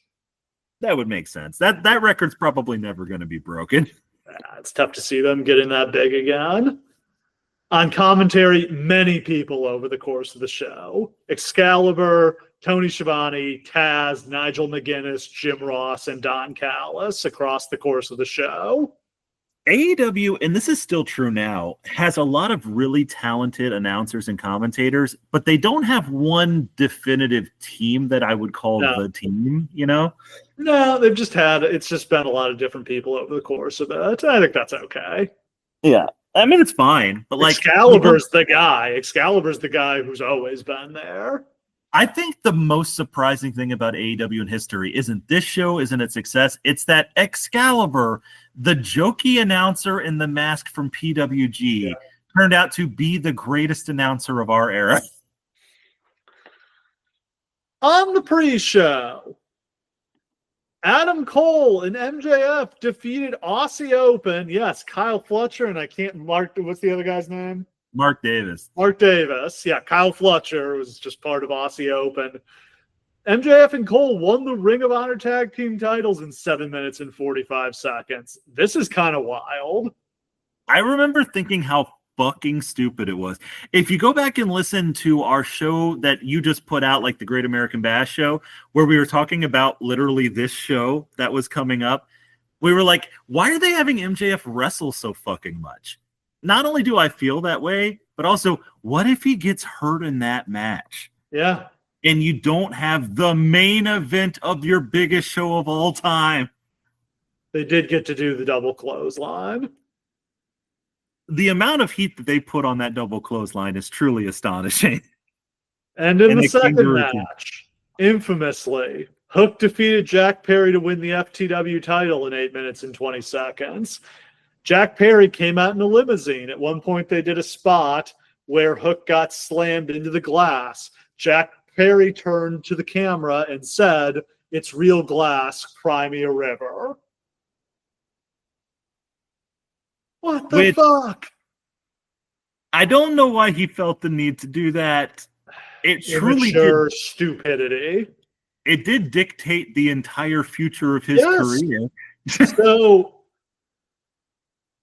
after that match, he goes back through the curtain. He walks past CM Punk, and we've all seen the video because they played it on Dynamite last year, which was the beginning of a significant drop in their ratings, oddly enough. Yep. Him and Punk got into it. You know, Punk, barely call it a punch, but Punk grabbed him and tried to put him in, a headlock or a face lock. My favorite part about that video will always be Samoa Joe just apparating out of nowhere to break it up. Get the fuck out of here. Him yelling at Punk, telling, get your ass to the ring, and then ding, ding, ding, CM Punk immediately following him, burning his bridge with this company for good, has to go out in the ring and wrestle Samoa Joe. Yeah, so I understand it, Tony is trying to talk to Punk, and Punk is just seething and won't talk to him. Tony starts trying to figure out, can we put a different match on first? Because Joe and Punk are opening the show, and they can't find everybody they need. They ask Jericho. Jericho doesn't want to do it because he's I want to do my singing entrance. I think Kenny doesn't want to do it because he hadn't done all his back stretches yet that he needs to do. So Joe gets in Punk's face and is get out there. We're doing this fucking match. And Punk does it. Because the only person in this company that Punk fears is Samoa fucking Joe. Yeah. one day soon, Samoa Joe is going to be the most threatening agent in the history of professional wrestling. That's an old school agent. That's what an agent was back in the day. It was that was who the booker had to be. Somebody who would make guys do jobs if they didn't want to. Can you imagine being like, I don't want to take the one-winged angel, and then Samoa Joe walks in the room? Yeah. I guess I'll be taking that. All right, we start the show. Machine Head by Bush is the theme song as they pan the massive stadium. My God, what an inspired choice that is. Tony Khan probably spent $2 million just on music rights for this show. And that might be the one truly greatest thing about him as a promoter, that when he knows it's worth it, he'll pay that fucking money because it makes all the difference. Yeah. Oh, man. Just when they pan this stadium and you realize they actually did it. Yes, it took my breath away. The helicopter shot and it's full. Like there's like the upper levels of people who are like 50 feet in the air are full. It's insane. And they shoot off fireworks. Like, it's huge. And I love the minimalist set. It's just a little video tunnel guys come through. Because here's the thing. We can lie to ourselves about things being competitors to WWE. We lied to ourselves about TNA for the longest time. But when you just yeah, I know. But when you just look at the actual things on camera, you know it's not in the same universe. But this is the first time since like Bill Goldberg in the Georgia Dome that you can look at the fucking footage and say that's a competitor. Holy shit. They did what WWE couldn't even do. WWE was in London right before this, and they didn't run Wembley. Like, they ran the O2 Arena. They could have done, in hindsight, they really, instead of like Clash at the Castle, it really should have been a Wembley Stadium show. But I think they got a better deal from Cardiff, so they did it there. But they also, like, Cardiff's not far away. Honestly, it's like Cardiff's about the distance drive-wise from my house to yours, and we live in connecting states. It was all about the side fee. Yeah. But like also like the market was still available. 62,000 people still went to that, and they had the first crack at it. And this still massively outdraws it. After WrestleMania this year. This is a statement by AEW.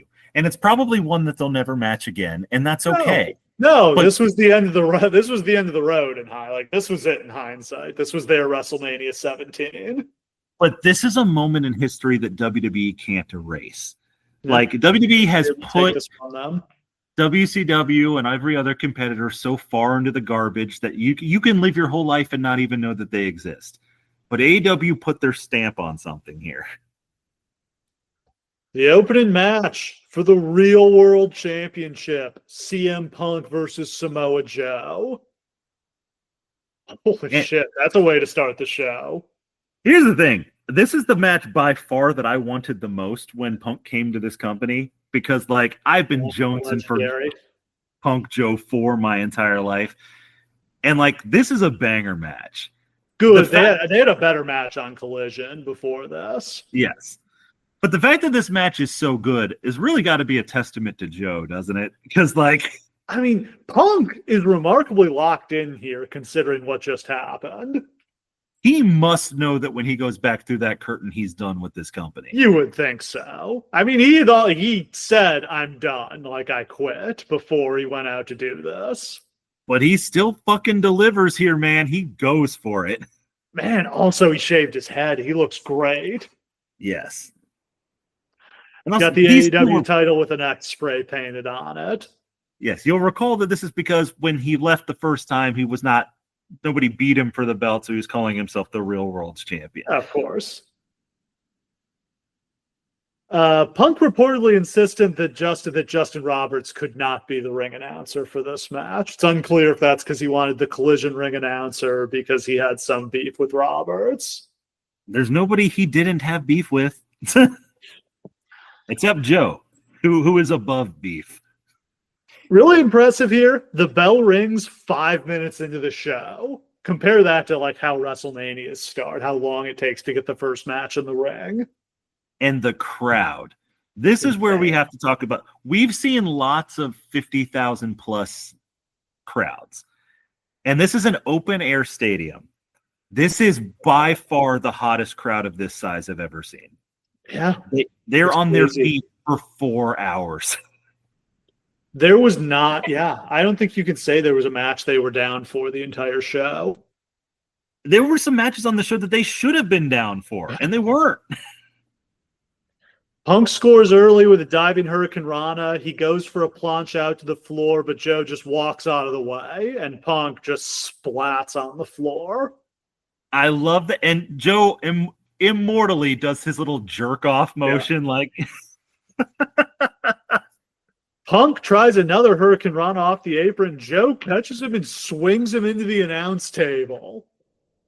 this is the beginning of something for Joe. Joe hadn't really been doing a lot up until here. Hey, he was the Ring of Honor champion, I'll have you know. And he had that series of matches with Darby, which are some of the best TV matches of all time.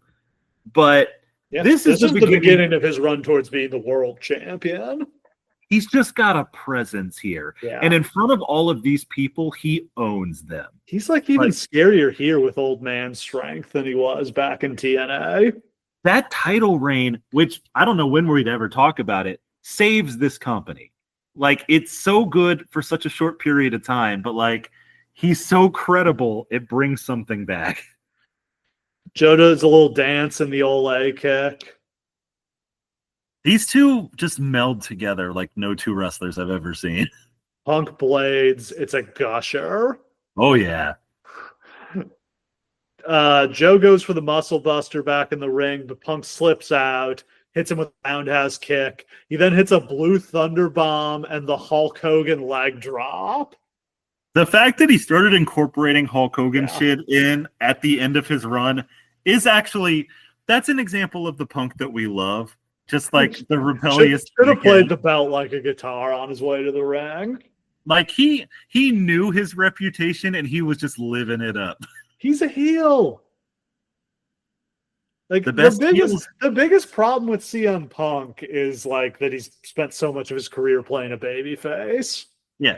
The biggest thing about CM Punk is that you people believe that he's something other than he presents himself as. Joe kicks out at one and he hulks up. He hulks up and does the point, and Punk is like, whoa. Joe hits a huge power slam, transitions into an armbar and an STF. Punk gets out. He hits another roundhouse kick. He does the spinning toe hold as a tribute to Terry Funk. Unfortunately, I don't think very much of the crowd got that. I don't think so either. Well, the Terry Funk we know wasn't doing a lot of spinning toe holds. But he should have eaten shit on a moonsault out to the floor if he wanted to pay tribute to Terry Funk. Yeah, jump into a dumpster. Joe rolls Punk through into a small package. Punk rolls down his knee pad. He goes for the knee strike in the corner, but Joe cuts him off with a huge ST Joe. ST Joe! Joe tries for the superplex, but Punk bites his forehead and then hits him with a Pepsi plunge. Holy shit. This match represents the death of indie Punk forever. Like, we're never going to see any of this shit ever again. You don't think he's ever going to come out to his old Ring of Honor theme in WWE? If he did, I don't think anybody would get it. God knows nobody did at the time. Nope. Present company included. Were we like randomly chatting that day? Because like I remember being like, "Oh my God, he's coming out to Misery Contraire," and I was like, "What the fuck is that?" It sounds like the Terminator theme. Yeah, you thought it was the Terminator theme. Yeah. Yeah. Thought it was a remix of the Terminator theme. Great song. I thought he was mocking Kenny by coming out to the Terminator theme. That would have been funny. This match rocked. I loved it. And it didn't 15 minutes, didn't overstay its welcome. I thought everything on this show got the exact right amount of time, except the Acclaimed match got too much time. Agreed.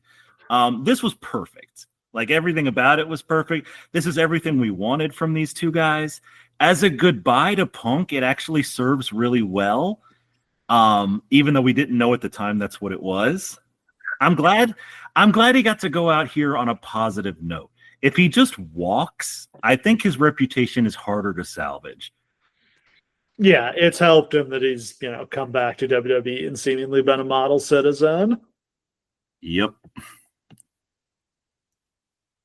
All right. Second match. And I guess I'll note at some point during this second match, I feel like when the first word started to come out that Punk had been involved in a fight backstage. Yeah, so there's a lot of distraction.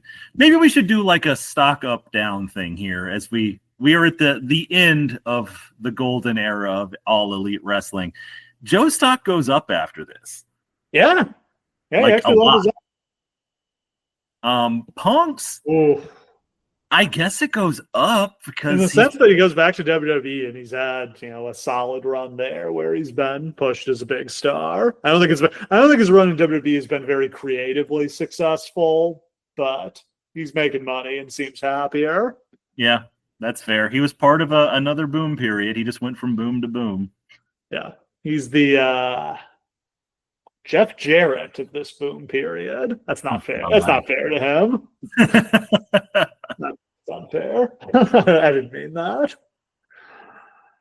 All right, second match. Kenny Omega, Kota Ibushi, and Adam Page versus Jay White, Juice Robinson, and Takeshita. What is happening here? Boy, there's just a lot of good shit packed into one spot here, right? Was it right before this where they did that huge tag match on Dynamite where Big Show got slammed on the car by Hobbs? That is correct. And literally, Hobbs slams him off the stage onto a car, and he never never appears again. on screen. Is this a good time to mention the thing that's tearing up Twitter about Paulden lovers? The Paulden lovers. It's what the people want. I don't understand it, but as a lover of the Golden Lovers, I don't understand why is everything golden? Because it's P. Oh, okay, that was what I figured. No, because Kota Ibushi was always called the Golden Star, so they're the Golden Lovers. They don't pee on each other. I mean, they might. They might. That's their business. I've got no problem with that. They've included Hangman in here because Hangman was Kenny's old buddy. Yeah, he was supposed to turn on him if not for COVID. That's still, again, of the multiple seasons that we're going to do about AEW over the years, now that we have access to all the footage, one of the more interesting ones is going to be what was supposed to happen before COVID. And the answer is heel Adam Page. Yeah. And Jay White and Juice Robinson are the Bullet Club Gold. And Takeshita is Don Callis' guy, and he's there to take out Kenny. Guys, what happened to my boy Jay White? Where is he? At least he was on the show here. I liked Bullet Club Gold. I thought I was Jay into the White Bang Bang Gang. I thought those guys were in the Ass Boys. Yeah. Even the Ass Boys were good. I think, with the benefit of retrospect, Jay White definitely should have beaten MJF the month after this and just held the belt for like a year. I don't feel like going in depth on the play-by-play. It was a very good match, fast-paced match, lots of big moves. Takeshita stole the win when he rolled up Kenny with a schoolboy, which I think was a smart finish to build the heat for Kenny versus Takeshita the week after this at All Out. One thing I will say is you can see here that Kota Ibushi is not 100%. And this is the beginning of his sort of fall off, is that everything in this match, he kind of doesn't hit quite right. Yeah. I loved his match with Okada last week. Yeah, he's back now. Fuck.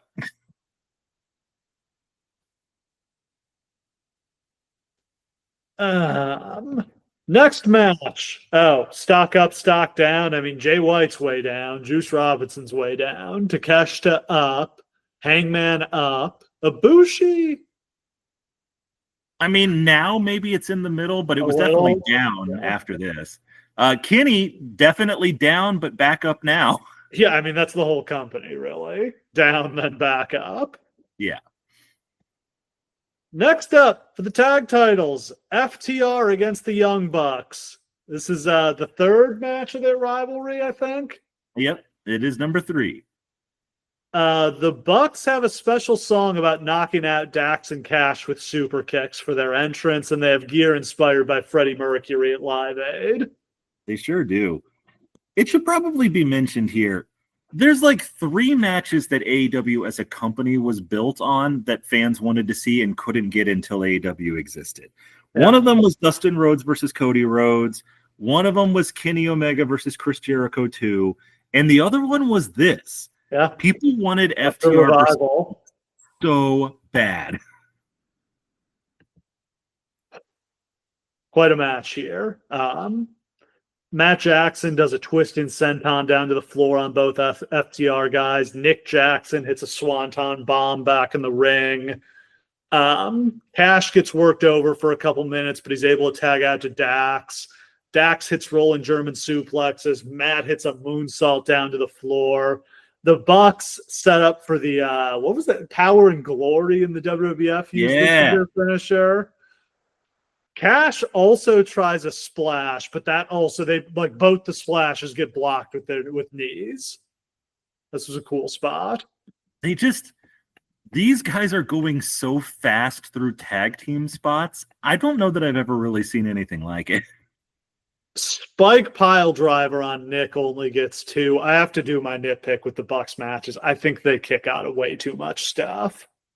Like I agree with that. I'm fine with them doing all sorts of cool shit, but I don't like that they like are portrayed as these incredible badasses who can kick out of anything. I think it makes way more sense if they're like 80% offense, but if you ever hit them with and then you something, get them and they go down because they're not big enough to take it. That would be perfect. Yeah, I agree with that. That way. That's a fair criticism of most of their matches, but around this time there started to be a lot of like the Young Bucks actually suck criticism, which is pathetic garbage. Both of these teams are 2 of the greatest teams of all time. Bucks come back with their own spike pile driver. They go for the BTE trigger, but Dax ducks and they bang knees. Shatter Machine on Matt somehow only gets 2. I don't think anyone should kick out of the Shatter Machine. Agreed. I guess I should know. This is around the time Cash got pinched and floored on that gun charge, and yet was still able to make this trip somehow. That is the thing, is that he hadn't been convicted yet, so I think he got away with it, but it's still kind of weird. I'm very lenient of the court in Florida to let him leave the country. Cash goes for a springboard 450, but misses. It's a very strange sentence. I love every time he does that, and you're like, oh, actually, that guy's athletic as hell. Bucks hit the BTE trigger on Cash, but he kicks out. Bucks hit a Shatter Machine on Dax and a BTE trigger on Cash, but he kicks out again. The Bucks set up for the Meltzer driver, but FTR get out and they hit the Shatter Machine for the pin. Great match. Closed really strong in those last 5 minutes. Fans were way, way into this match, especially by the end. I'll also say this. I wish that Bucks matches were more about slipping out of finishers rather than taking them and kicking out. Because I would love it if you tried 500 times to hit the Shatter Machine and the Bucks are just such little slippery pricks that you can never hit it. But I also don't like people kicking out of the BTE trigger. Like, these are super finishers. Yeah, you could have just set this match up where they keep going for their finishers and getting out of them. I never get sick of that. I've watched Okada try to hit the Rainmaker 45 times in one match, and it's still satisfying when he finally hits it. Next up, we've got the Stadium Stampede match. Eddie Kingston, Orange Cassidy, The Best Friends, and Penta against Jon Moxley, Claudio Castagnoli, Wheeler Yuta, Santana, and Ortiz. Now, this is a big clusterfuck of stuff that is really just a feud between Orange Cassidy and Jon Moxley with a good sprinkling of Eddie Kingston versus Claudio Castagnoli. Yeah. And, it's understandable.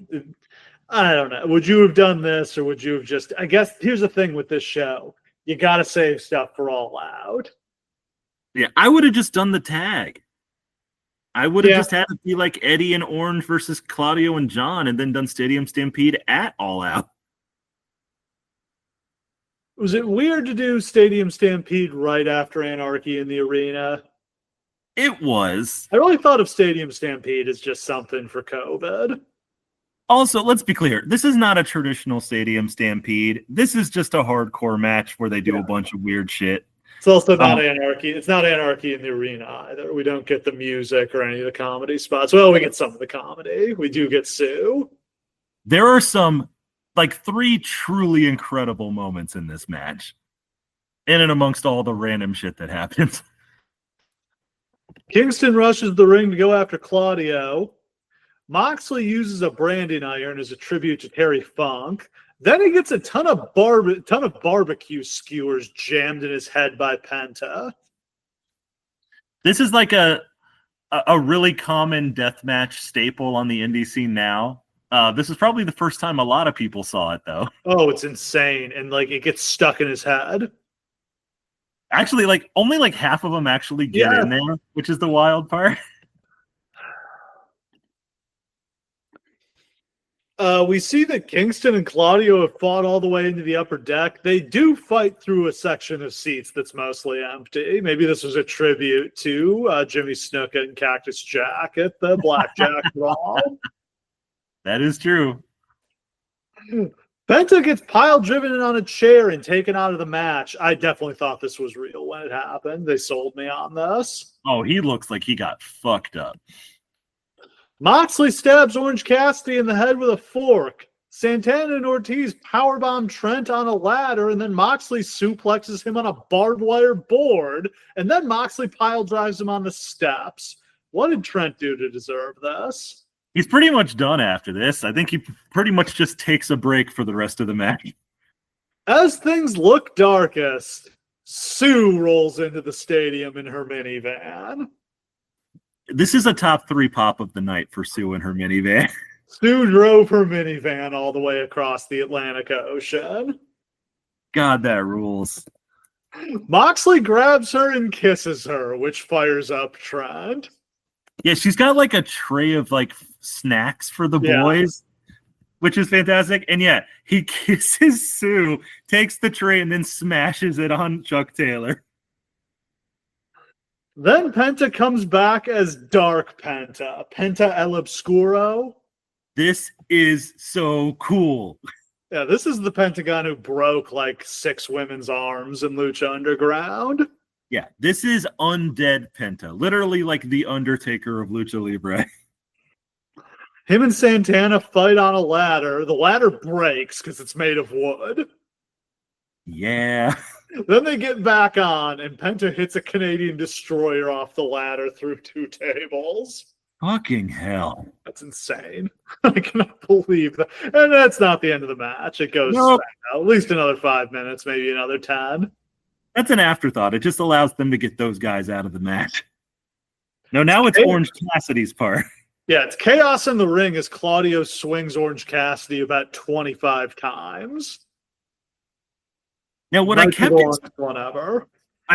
This basically turns into a tag match between Eddie and Orange versus Claudio and John. But I kept expecting like Eddie to get his hands on Claudio or Orange to get his hands on John, and it kind of never works out that way. Ortiz superplexes Trent through a table on the floor. Yup. Orange Cassidy hits 3 Superman punches, but he can't get the pin. So he tapes his hand, dips his fist in broken glass, but Moxley cuts him off. That moment where he dips his hand in the glass, the fans are so fucking pumped at that point. Like you can hear like the arena rumbling. Moxley spills the glass out on the mat, but Orange DDTs him onto it. Ugh. And then Claudio, like, throws Orange Cassidy up into the stratosphere to hit him with a Swiss uppercut. Holy shit. Kingston comes down the ramp with a chair wrapped in barbed wire. He beats on Claudio and Moxley with it.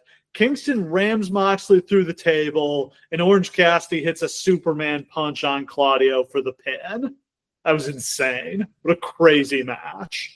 This Eddie walking down the ramp thing was clearly meant to evoke the greatest image maybe in the history of pro wrestling. Yeah, where a completely bloodied and like out of it Eddie Kingston is walking down the ramp with a gas can to light the world on fire. Next up, a four-way for the women's championship. Shida versus Britt Baker versus Saraya versus Toni Storm. My hot take, if you had built this correctly, like Saraya winning the title here could have main evented. The problem is there wasn't really a person for her to take it off of that would have really worked. Britt Baker's a great heel. The problem is she's certainly a heel to the internet these days. That's true. Probably a heel that you'll be seeing soon in NXT, if I imagine. Yeah, speaking of people who might show up at Revolution. This is a really, really weak time for the women's division. Maybe the weakest time, because boy, has the women's division leveled up in the time since then. Well, they have a savior who they showed in the crowd during the pre-show that I forgot to mention, which is Mercedes. Oddly, they don't show her during this match, even though there is a natural storyline with Paige here. That is a really good point. I forgot she was at this show, but yeah, this is the first show. They did show her on the main show. It was during the acclaimed 6-man tag, oddly enough. Has she signed by now, or is she just here? Well, I don't think so. I mean, if she did, she wasn't. I mean, she doesn't actually show up in the company until March 2024. She's injured at this point. That's right. Yeah, she's got the broken ankle or whatever. She wasn't able to wrestle at this point. But she has said that this is the show that made her decide to come to AEW. Oh, so she wasn't actually under contract. They just showed her for funsies. Yeah, she was just there. Luckily, they didn't show who she was there with because Bayley's here too. That would have been a lot of heat for Bayley. She would have been like the Highlander at the TNA show, trying to hide her face. Yeah.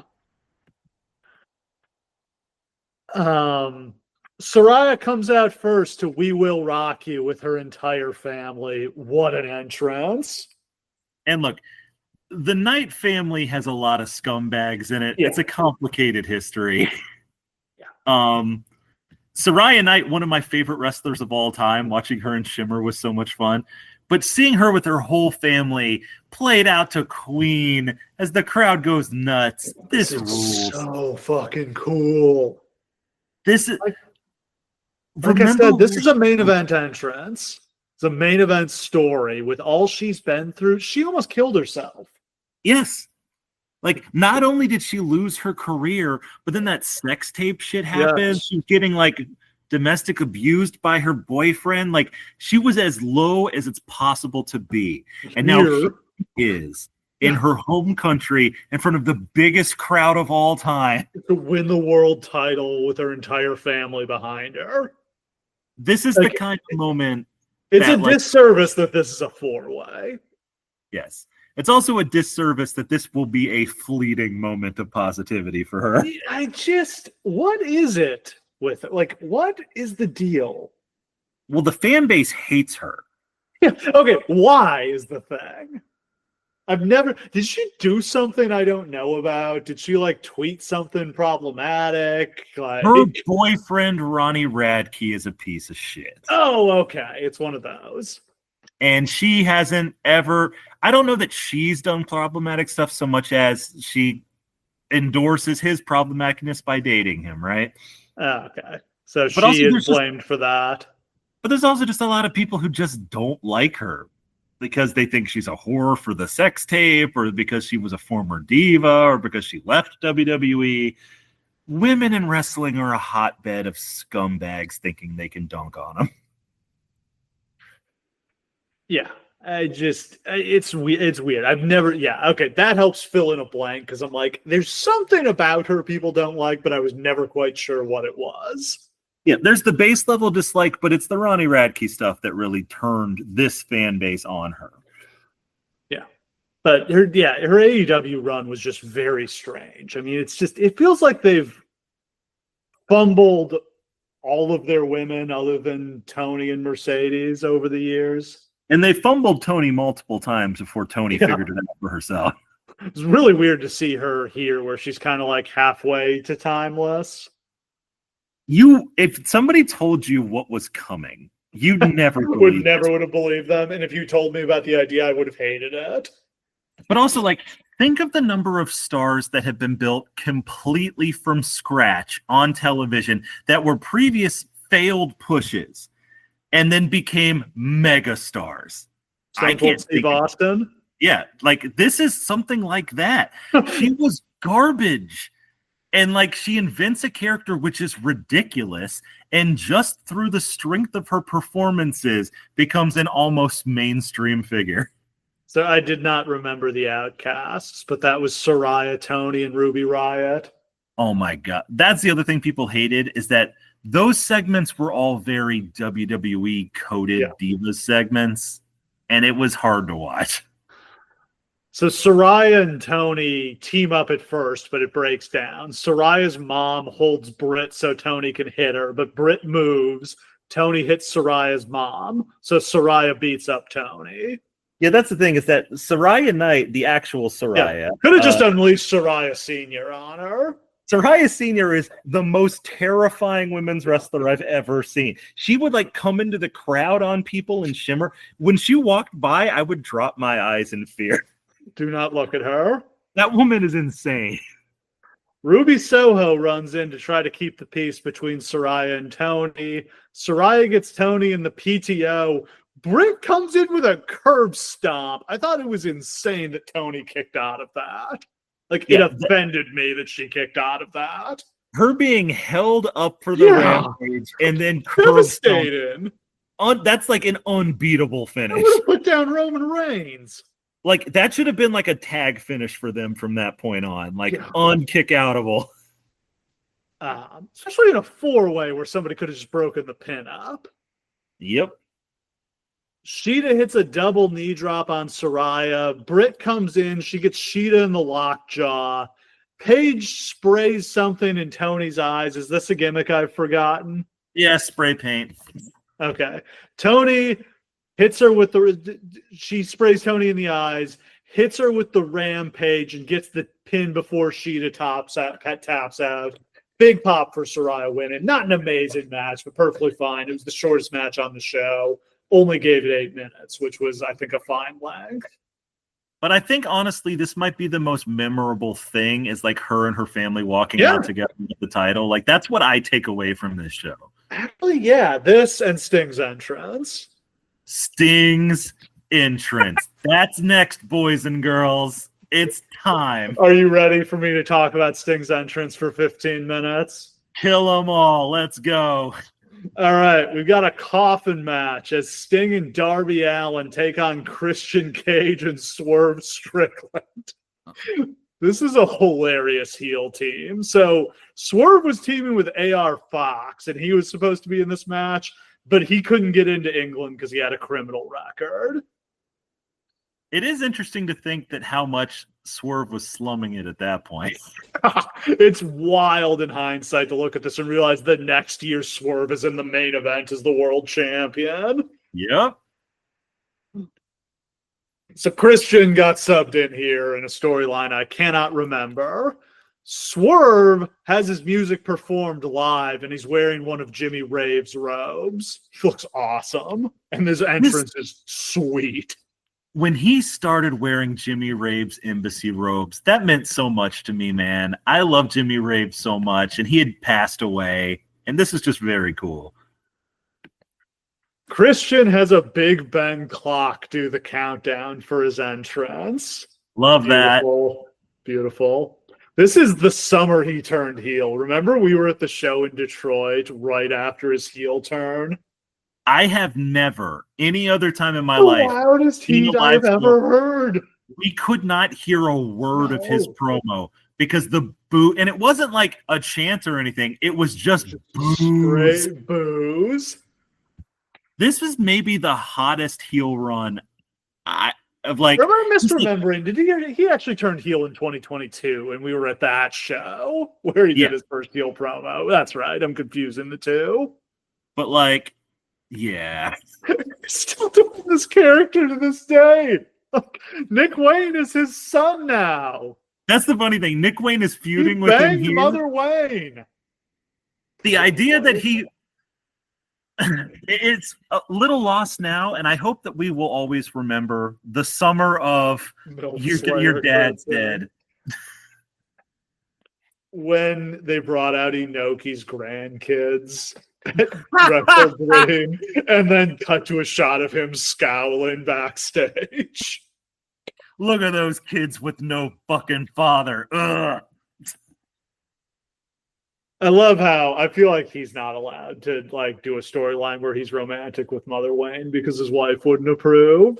Well, that is the ironic thing, is that Yeah. it was one throwaway line for him to tell Jungle Boy's mom, like, she looks like she wants some Captain Charisma. Lots a little vitamin C. And then, unfortunately, that meant that he was like the MILF Slayer Yeah. Christian Gage. I mean, the problem is, yeah, your mom probably would want to get with him. Is there any greater He character looks, than the he looks so much better now than he did when he was young. dude? Turtleneck He's Christian is the best yesified. look of his career. Yeah, but is there anybody more evil than like the slimy stepdad that like worms No. his way into your life and he's like, "Hey kid, I fucking your mom. Your dad's dead."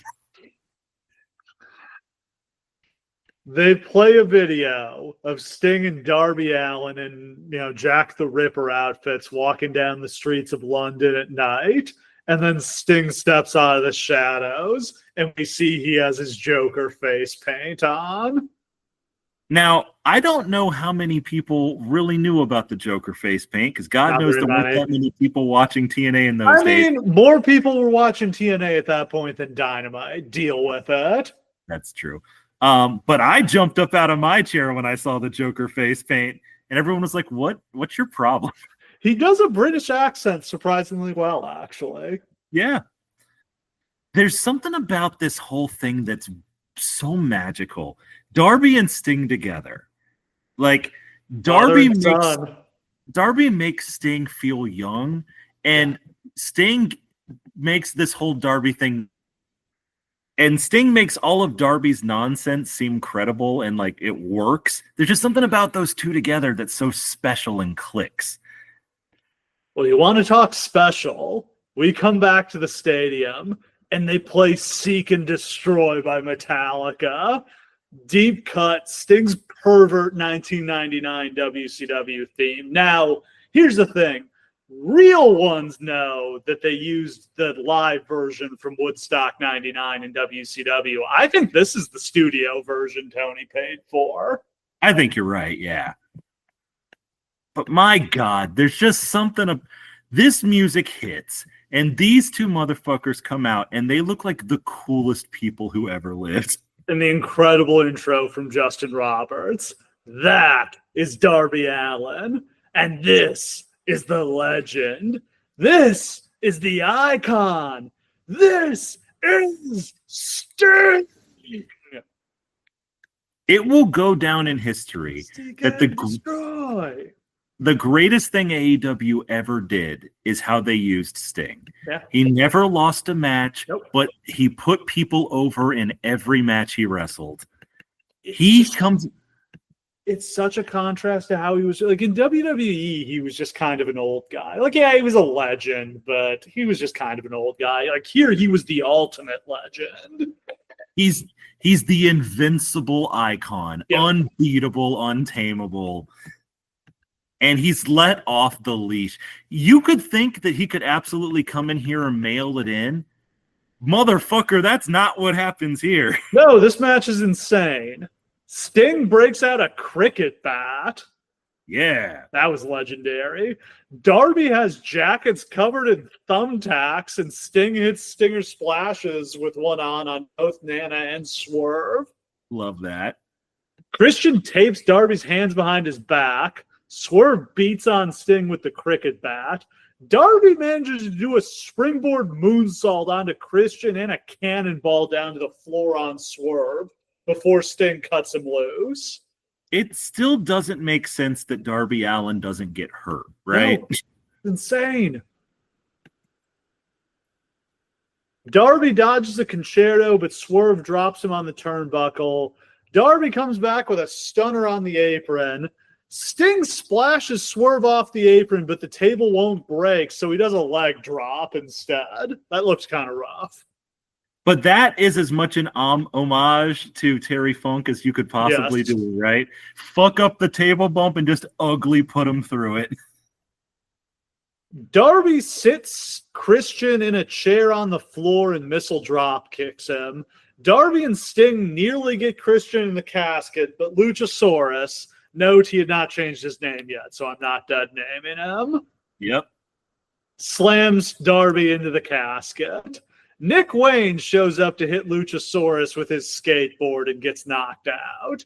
Yeah. Nick Wayne heroically gets fucked up. Darby tries the coffin drop onto Swerve on the coffin, but Swerve moves and he just lands on the coffin. Shit. It's horrible. For anyone else, this would be the worst bump they ever took, but For like Darby, it's Tuesday. for Darby, it's Tuesday. Back in the ring, Sting hits Stinger splashes on both Swerve and Christian. He locks Christian in the Scorpion Deathlock. Swerve breaks it with a chair shot to Sting, but Sting no-sells it. Then Christian hits Sting in the nuts with the cricket bat. He does sell that. His balls aren't invincible. Yeah. But canonically, if you hit Sting in the back with a chair, it makes him stronger. Yes. Swerve hits the double stomp on Sting. They try to lock Sting in the casket, but he blocks it with his bat. Swerve puts Sting on the coffin. He goes for a 450 splash, but Sting moves. And Swerve Shit. has to pull up short because he was going to wipe himself out on this thing. Yeah.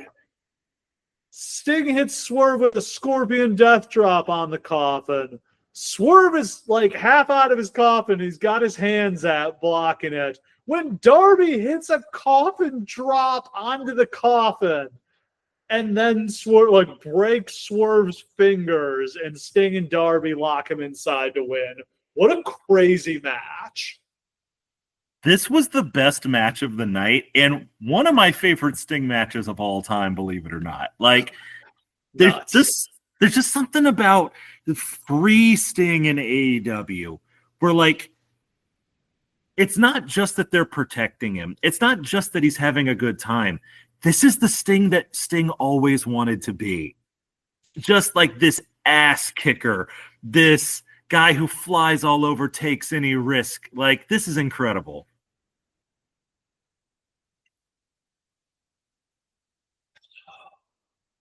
Next up, Chris Jericho versus Will Ospreay. So, Ospreay, I don't believe is even a member of this company yet. No, he still works for New Japan. He had the great match with Kenny at Forbidden Door. But they know they're getting him. Yeah. I think they've got a verbal agreement in place. Otherwise, there's no way he wins this match. But here's the other problem is that we talked about a lot going into the show. They don't have any British people to highlight here. Paige Like- and Ospreay, those are the two. Yeah. So you had to get Ospreay. Like, he's the only British star nearly big enough to justify this. Jericho very badly tries to do the Freddie Mercury AO thing. Oh, God. Jericho. And then him and Fozzy perform Judas. It takes Jericho like 10 minutes to get to the ring because of this whole thing. And it's fine. But it's important to remember, this is the moment where Jericho, the shine has come off Jericho. Like, this might be the exact moment at which we all as a community decided, all right, that's enough of Chris. He can go away now. Jericho's accompanied by Sammy Guevara. Ospreay is accompanied by Don Callis. Is he actually? I don't know if that's right. I think he is, yeah. Yeah, he was there. So Don Callis is managing him, sort of. About a minute in, Ospreay hits a moonsault to the floor, and we're going. So Jericho clearly decided, I'm going to try to go with this kid and show everybody that I still got it. Nope. Got that was- exposed. This is the opposite of an homage to Terry Funk, because Terry Funk would have known what to do in this situation, Yeah. was just to be the wily old veteran. Yeah, I was going to say, there's a much better version of this match where Jericho either tries to turn it into a brawl or he works like he should be working heel and like working the knee and really slowing things down, but instead he tries to go like move for move with Ospreay, and I swear he botched everything he did. I feel like he had some matches before this. This was right around the time where he was doing like, I'm ECW Jericho now. I'm the Lionheart is back. Lionheart. And like, I think he just wanted to show that he could do that stuff. But the problem is that he couldn't. Even And in the his good- prime, he struggled with some of this stuff. We've talked about that a lot on this show. Jericho was never athletic enough to do the style that he was kind of pigeonholed into doing. And it's not really his fault. That's just what guys that size had to do to get over in that era. The best Jericho we ever got was the slowed down brawler Jericho in 2008. And then the AEW in the beginning when he again became a slow down brawler. He's great at that. Ospreay tries another moonsault, but Jericho cuts him off and hits him with a German suplex on the apron. Damn. Holy shit. He did hit that perfectly, to his credit. He sure did. Back in the ring, Ospreay does handspring into a kick in the head, a standing shooting star press. Jericho comes back with a Hurricane Rana off the top rope. Ospreay blocks the Lionsault, hangs Jericho off the top rope, and hits him with a shooting star press. Wild move. Just and casually. Like, my God, is Will Ospreay something else? Jericho counters an Os Cutter attempt with a backwards code breaker, except not really. No, he kind of caught him a little. Then he hits the second one the right way. Ospreay goes for a Stormbreaker, but Jericho reverses with a Hurricane Rana and then puts it on the walls of Jericho. Ospreay gets close to the ropes, but Sammy Guevara hits him in the head with a baseball bat. Ospreay recovers to fight out of it with some very weak punches. Yep, not his strong suit. Spanish Fly by Ospreay. Ospreay goes for the hidden blade, but Jericho cuts him off with a very sloppy code breaker, then follows up with an even sloppier attempt at an Oz Cutter. That thing, I don't know if he knew halfway through if he was doing a Lionsault or an Oz Cutter, because it just seemed weird. Remember when Cody and Carmelo tried to do the cutter at the same time? Oh my God. That was Cody's heat check. He is no longer invited to the cookout. They have a cookout. I guess they have an event each year at the Performance Center on the 4th of July. The most embarrassing moment was that Alvarez who said That was that? Alvarez, yeah. So I guess the cookout they're referring to must be something they do at the Performance Center. Whitest guys on the planet. Holy Christ. Ospreay wins a slugfest. He goes for the Stormbreaker, but Jericho slips out, kicks him in the junk, and hits the Judas effect, but Ospreay kicks out at 2. Ospreay with the hidden blade and the Stormbreaker, but Jericho kicks out. Fuck off, Jericho. You can't see the wanking motion I'm making. Another hidden blade and Stormbreaker get the win for Ospreay. This was fine. It did not deserve the 4 3/4 stars that Meltzer gave it. Truly absurd. Remarkable restraint. Is this the only Will Ospreay match ever to not get 5 stars? Just about. I'm sure there have been some, but Guy got certainly the highest profile one that did it.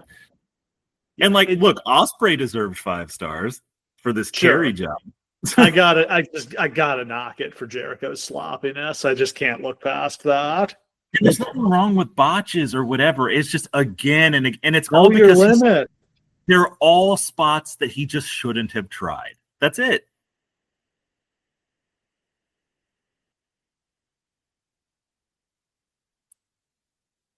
Nigel announces the attendance as 81,035, which we know is a dubious number. Yep. And then, very late in the show, we get an AEW World Trios Championship match with the House of Black against the Acclaimed and Billy Gunn. Now, it is important to put this in context. Badass Billy Gunn. In the year 2023, the Acclaimed were the hottest act in All Elite Wrestling. Scissoring was a thing that was so big that like Major League Baseball players were doing it on ESPN. They were. Bob Costas had to learn what scissoring was. A very exciting. I think a lot of us had to explain what scissoring was to multiple people. Billy Gunn was beaten twice by Malachi Black and took off his boots and left them in the ring. But of course, he didn't actually retire, just like that Hollywood fraud Cody. Yeah. Man, Cody versus Aleister Black was such a great feud. It really was. He came back as badass Billy Gunn. Yeah. Now, the funny thing is, he's so big and so jacked, he actually can be a badass here. Well, here's also the thing, is that like they kind of give him a little bit of the Sting treatment, where like any legend they have on the show, like is just treated like an immortal person who can't be harmed. But he's so freaking big. He is. He was Like, Andre the Giant on this roster. He should have just started choke slamming fuckers. Yeah. Buddy Matthews brings out a lantern as a tribute to Bray. I thought the House of Black looked awesome here in their white gear. Man, they look so good. Faces painted. Awesome. Caster's rap includes references to Prince Andrew, Harry Potter, and calling the House of Black wankers. Honestly, one of his less problematic ones. Here's the thing. When he's not saying dumb shit just to say dumb Not shit, making rape jokes, yeah. these things can be fun. They don't scissor because this is badass Billy Gunn. I mean, of course, at the end they will scissor. That was the whole point of this match. I thought House of Black was going to scissor with them. How fucking funny would it have been to see Malachi Black would not have done that. He takes himself way too seriously. Sure does. Speaking of which, he's in WWE now, right? Has he? Yeah, he's anything? back. Yes, he. Oh God, who is he feuding with? I can't think of who he's feuding with. He's not doing anything particularly big. He should have jobbed out Cody. Yes, that's what Cody needs. Learn how to be a just- real man and not a Hollywood phony. Cody, every time that you're a little piece of shit, I'm gonna show up in your company and beat your ass. Arn's gonna have to get the Glock.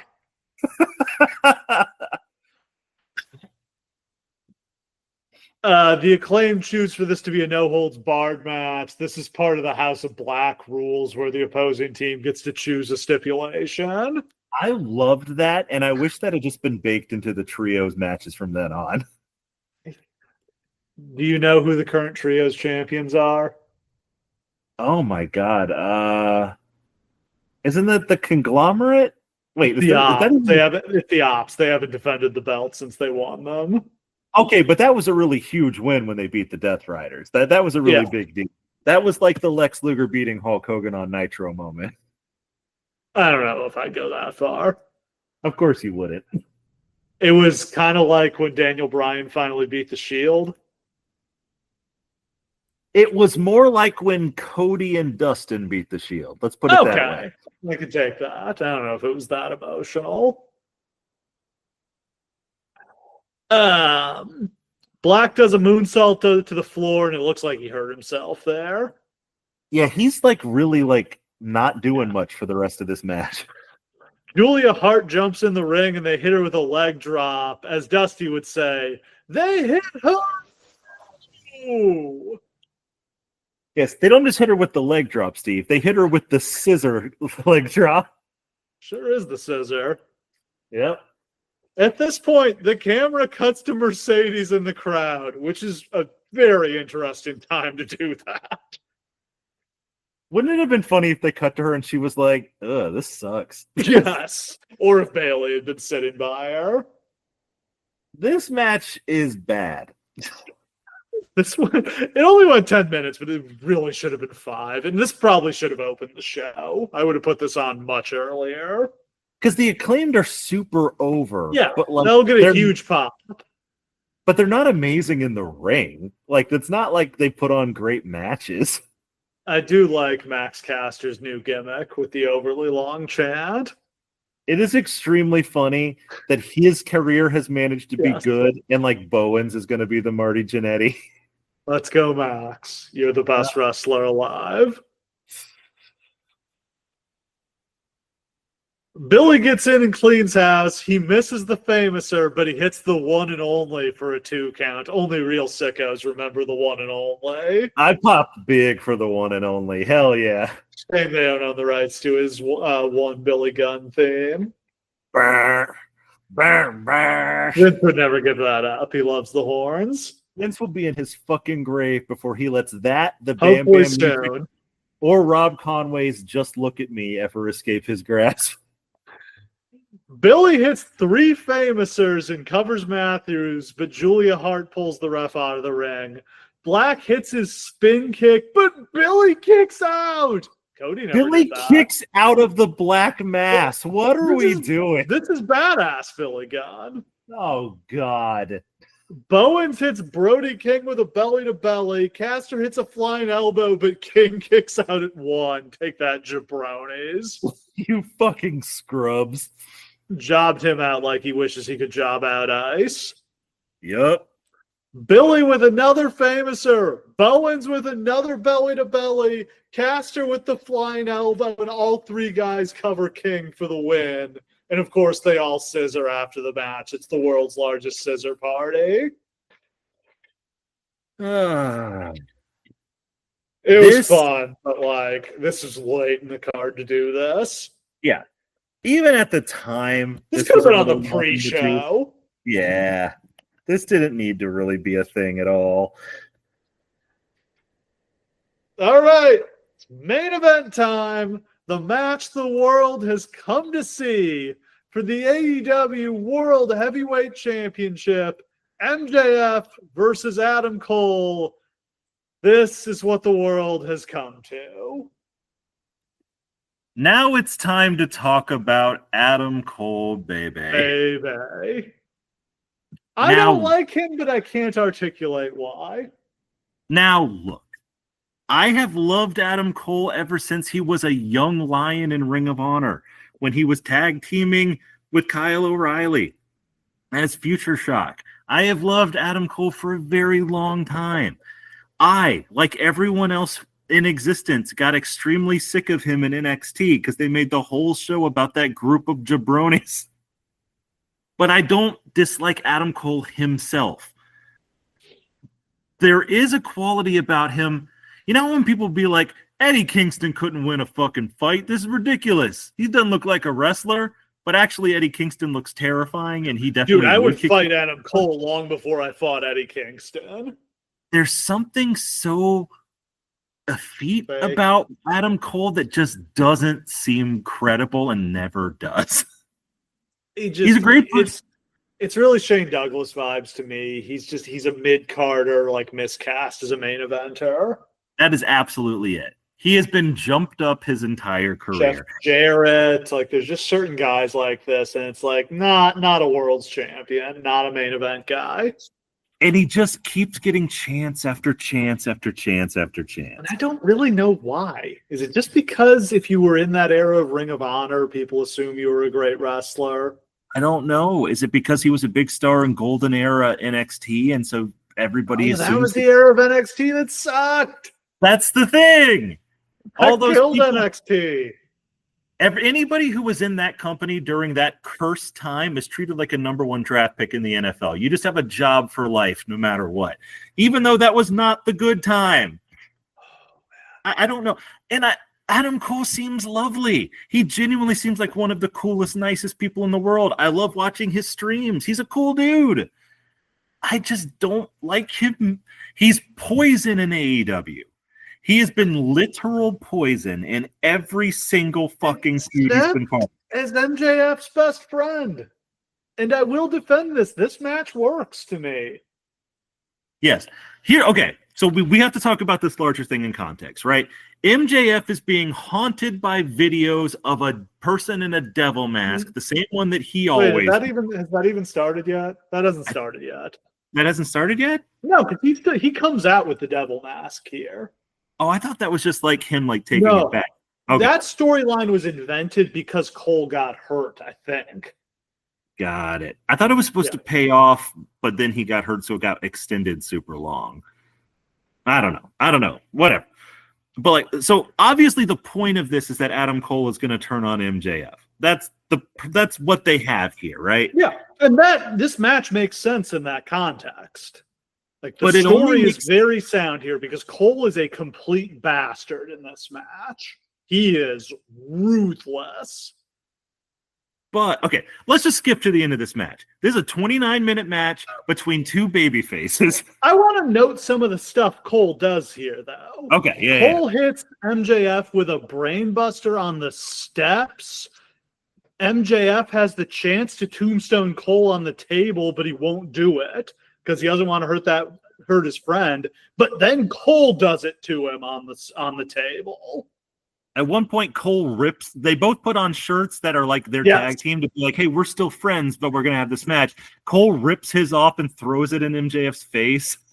MJF does the dive finally to an enormous pop, and seems shocked at himself that he did it. And also the most perfect dive you can imagine. Yeah. He goes like 10 feet, Sure. lands on his feet. Chris Jericho and CM Punk could never.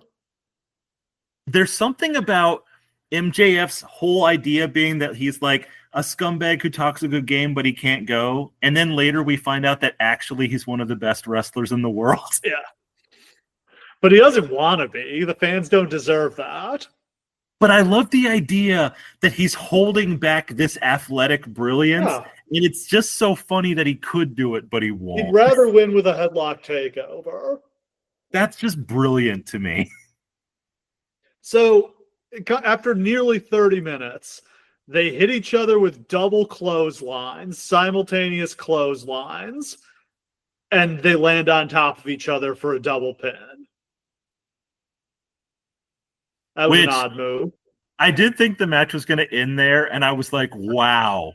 The balls on Tony Khan to end this show in a double count out. That would have been appalling. So But of Cole, Yeah. like he did after their draw on Dynamite, asks for 5 more minutes. MJF says no. He doesn't want 5 more minutes. He wants to go until we've got a winner in fucking Wembley. And here we have babyface MJF making babyface decisions. Yeah. They exchange pin attempts. Cole accidentally knocks down the ref. MJF brings in a chair. He throws it to Cole. Cole throws it back to him. They do that over and over. Cole does the Eddie Guerrero spot where he throws the chair to MJF and falls down. MJF puts the chair around his own neck and lays down. That was genuinely funny. Yeah. MJF hits the heat seeker for a 2 count. Out on the apron, Cole hits MJF with a straight jacket German suplex onto the apron. Again, Cole is so vicious here. Yes. He's trying to kill MJF. And he's getting more and more desperate as the match goes on, and he realizes that he might not be able to beat MJF because MJF's just defending his title, but Cole is like a rabid dog here.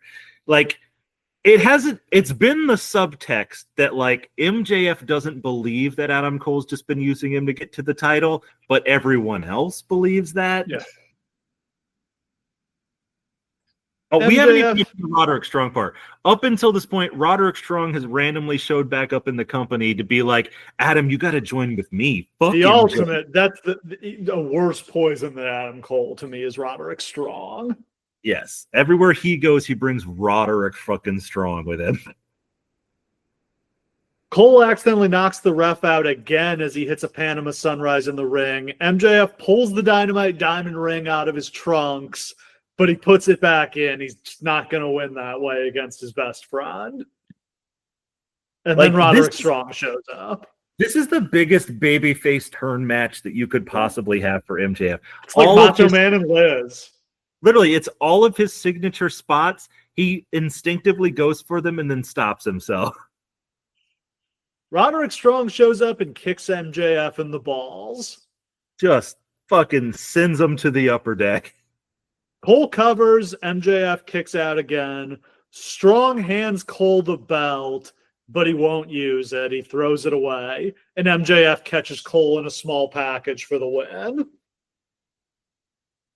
Interesting match, lots of action. I think they did a great job telling their story here. Got to give them credit for that. 100%. It gets over exactly what they want. The fans are with it 100% of the time. They're biting on every near fall towards the end. This is a hugely successful match. For a match that, like, this is a face versus face match for a feud that didn't even really Terribly exist. unlikable baby faces. Yeah. This is a bizarre main event, but it is wildly successful. Is this an homage to Savage versus Warrior? Could have been. In that case, then Cole should have done his finish like 5 times in a row, and Max should have kicked out at one. That wasn't not that one. The one where Flair and Perfect interfered. Oh, okay, that's fair. The thing after the match is actually a fascinating recreation of Macho Man and Liz. Yeah, so this is But fascinating. they don't make out, but they should have. So Max gets up, and like Cole is so like he's heartbroken, he's distraught. Roddy's like, kick his ass, join me. Yeah. And Max turns his back. Yeah. So he brings in the belts. The Ring of Honor, he's like, no, we're still the tag champs. It's okay. Cole throws the belt away. At this point, MJF flips out, says Cole never cared about him, and he's just a fake piece of shit. He hands him the belt, and he turns around and gives him his back. Now, they did this in reverse after they lost to FTR on Collision. Right. MJF was like, okay, come on. I know you're going to turn on me. Just do, or no, Cole did it to MJF. He was like, I'm sorry, man. Just do it. I know you're going to do it. And MJF didn't turn on him. So here, MJF does it, turns his back to Cole, tells him, just do it. Strong comes back again to tell Cole to do it. Now, coming into this show, I think pretty much all of us thought Cole was turning heel at this show. Like that I thought they were going to swerve us and MJF was going to turn. Yeah, but everybody thought, like, obviously they're going to break this team up here at this show. Like, it would be the biggest possible moment to do it. The story of the match is all about that. And instead, they swerve us in the best possible way. No. Well, it winds up being horrible. But No, that's what I mean. But night, yeah, no, you mean they swerve us. They're real friends. They really care about each other. They love each other. When Max has his back to him and he starts crying because he realizes that he'd never actually had a real friend. But then Adam whirls him around and they hug. The crowd explodes. It is like Randy and Liz. Yes, they should have kissed. They should have kissed. You know what? Let's not start that because most feuds in AEW should end with both of these people kissing. That's just the kind of storytelling. There is a lot of that going on. If Swerve and Hangman don't just bang it out at some point, it's disappointing. All right. So, okay. At this point, do you think the plan is obviously we know eventually Adam Cole is going to be the devil. I think the devil was only invented because of Cole's injury. Do you think Cole was eventually going to turn on MJF? I genuinely don't know because here's the problem with the whole Adam Cole turning thing. Yeah. In my opinion, MJF should turn. Right. But also, once you've done this match, doesn't make any fucking sense for Adam Cole to turn. He had the opportunity to turn right here and win the match with the title belt, and he doesn't do it. Yeah. Here's what I would have done. Over the course of months, I would have had MJF get more and more paranoid. His insecurity would have gotten to him that, his self-loathing would have convinced him that, Cole couldn't actually be his friend. There's no way anyone could actually like him.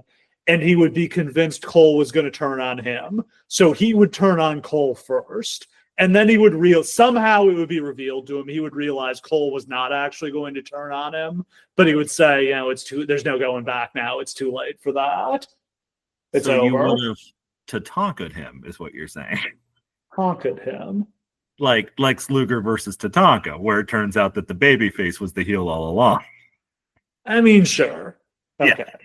If that's the comparison point. Look, I just got to work that in. I think that was the right way to do it.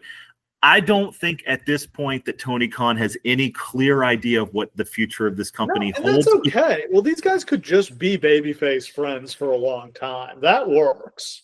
I think taking the belt off of MJF around the time that they do and just letting Cole and MJF be a babyface team for a while is okay. Yeah. Them turning MJF like mega heel after Cole goes out just to be like, well, shit, we got. What? And you look. When did Cole actually come back to wrestle? How long did it take? Like 8 months. Yeah. I think it may have been longer than that because MJF doesn't come back till Double or Nothing, and Cole wasn't ready to wrestle yet. So they just had to put Cole in the balls. And then turn like that whole thing is so funny that Cole turned heel on MJF, but then when MJF comes back, they're like, well, shit, we need MJF to be a heel. So he's just going to kick him in the dick and Cole is going to disappear. Yep. I don't know. Like it was fun. It was not worth going back to at that point. Like the moment had passed. And here's the thing: every single week after this show, like it's diminishing returns with MJF as a babyface champion. He's not especially once Cole gets hurt, it just doesn't really work. Yeah. The match the following month, or the one with Jay White, isn't good. Really, it's not either of their fault. It's just. Fans don't really want that with MJF when it's not with Adam Cole. No. And even, I mean, there were even plenty of people who didn't really like the Better Than You, baby. I think they're just cynical now. Here's the thing. The best thing that happens to this company winds up being the uncertainty about the future. They put the belt on Joe as just like a placeholder because they need stability. He does a great job. And then Swerve emerges out of nowhere into this vacuum where they have no top star. And if everything had been different, he never would have gotten that opportunity. Yeah, and Swerve beating Joe was awesome. And now we feel like we might be like rolling into a new boom period. We got a lot of but they've got momentum. I don't know if it's going to be this big again, but the vibes are good, and it seems sustainable because the previous boom was built on unsustainable political dynamics with Punk in the locker room and Cody, and frankly Cody in the locker room. Whatever was going on there, it wasn't working. It was also built off the back of people being desperate for an alternative to WWE who don't need that anymore. Like WWE got good. No, I mean, as it turns out, this is like we said, their WrestleMania 17. It's kind of, it's over after this. Like the Punk thing is such a mess. It drives off a portion of their fan base. And then, it was weird. Like they just had a sudden big drop in their TV rating, TV viewership. It was like last summer. It was like 2 weeks after the Punk thing, shortly after the Tony Khan thing. Like their viewership went down like 150,000. It didn't go, but never went back up. Yeah. It was June. They did a terrible number on Juneteenth. And it feels like a bunch of people just never came back after that. Very probably. What we have now is just a situation where there are a lot of all of their top stars are stars that people like, who work well together. There's nothing wrong in the locker room. Yeah. They've hit on some really big stars who can feud with each other in infinite variations. All the people they've wanted to get over have finally actually gotten over. They focus on a smaller group of people now. It's just a better product. Yeah. Is it ever going to be to this height again? No, but it never could because we don't need it to be what we needed it to be then. Yeah, I think they'll ever do this big in attendance again. I can't really envision a scenario where that would happen for them. But they also, look, WrestleMania 17's not coming again. That Cody Roman match was unbelievable, but it ain't WrestleMania 17. Yeah, I mean, it's okay. The business has changed at this point. We don't have the same monoculture we did back then. One day in the future, those things will happen again because wrestling may very well be cyclical, even if those cycles are sometimes really short and sometimes really, really long. All right. Overall thoughts on this show. I mean, I think the wrestling was good. It wasn't amazing, but the production and the atmosphere were unbelievable. This was a truly magical night. There's a sense, and it's probably a foolish sense, but like it's a sense I had with Ring of Honor and TNA and other ones where it's like you don't ever feel like WWE is something you had a part in, but AEW growing to this part feels like something that we as a wrestling community built together with the people in the company. Like it just feels like your boys making it, you know what I mean? And like here, it's just a magical night. It sucks. The biggest crime CM Punk will ever commit is taking away from this very special moment because it should have been a very pure moment of good shit. And that's not what it actually wound up becoming. But fuck me, man. For this one night, it was special. Yeah. Just what a magical, magical show. Oh, and I forgot. Right before the show ended, they announced All In will return to London next year. Seemed crazy. And I don't know, they still did like 50,000, but the optics weren't great.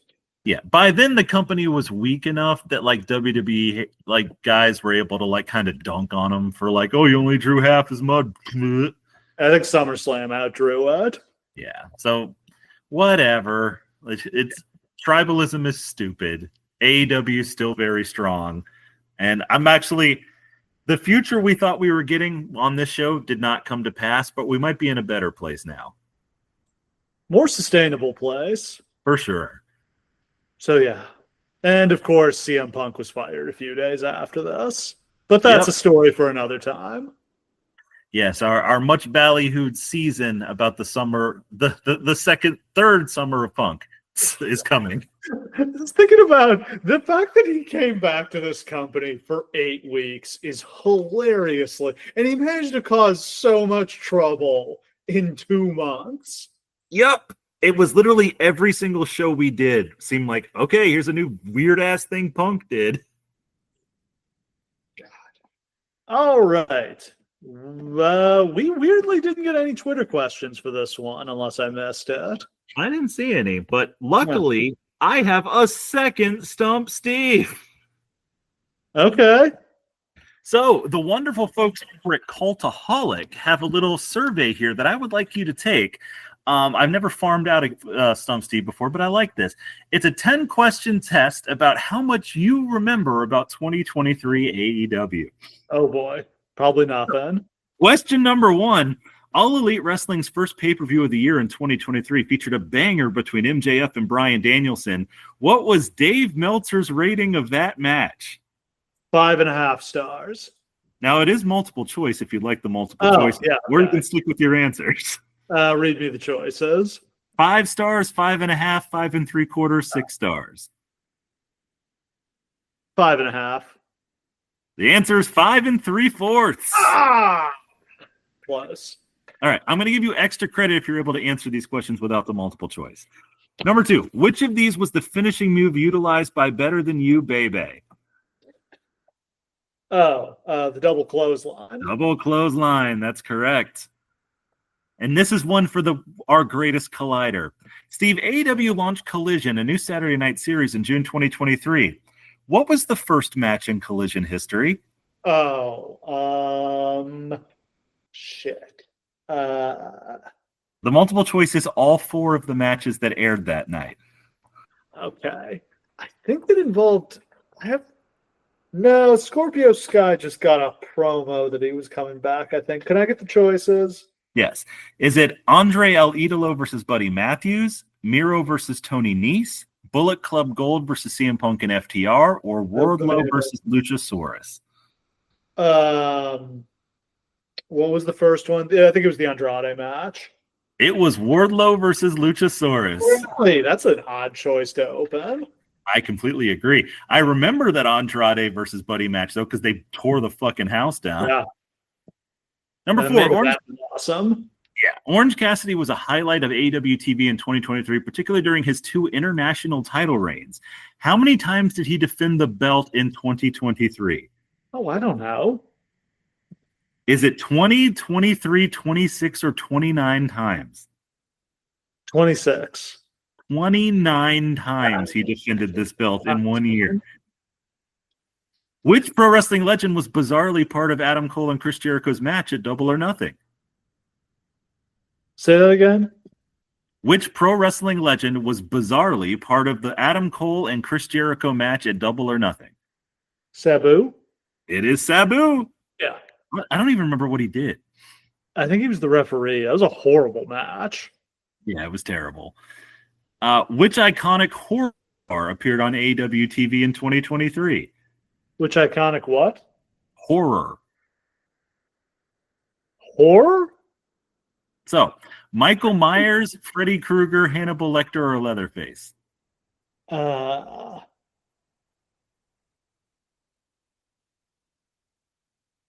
have a feeling it was Freddy Krueger.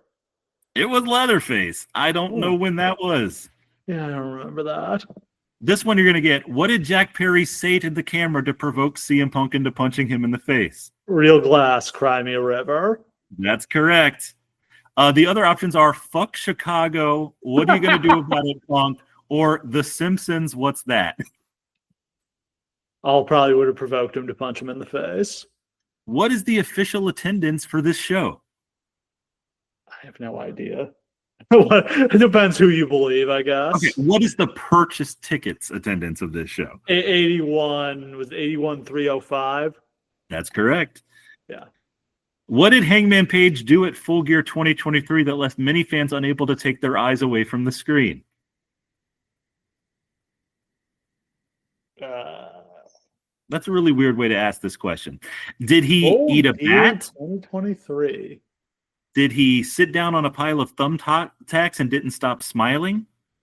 Did he transform into Batman due to AEW's partnership with Warner Brothers?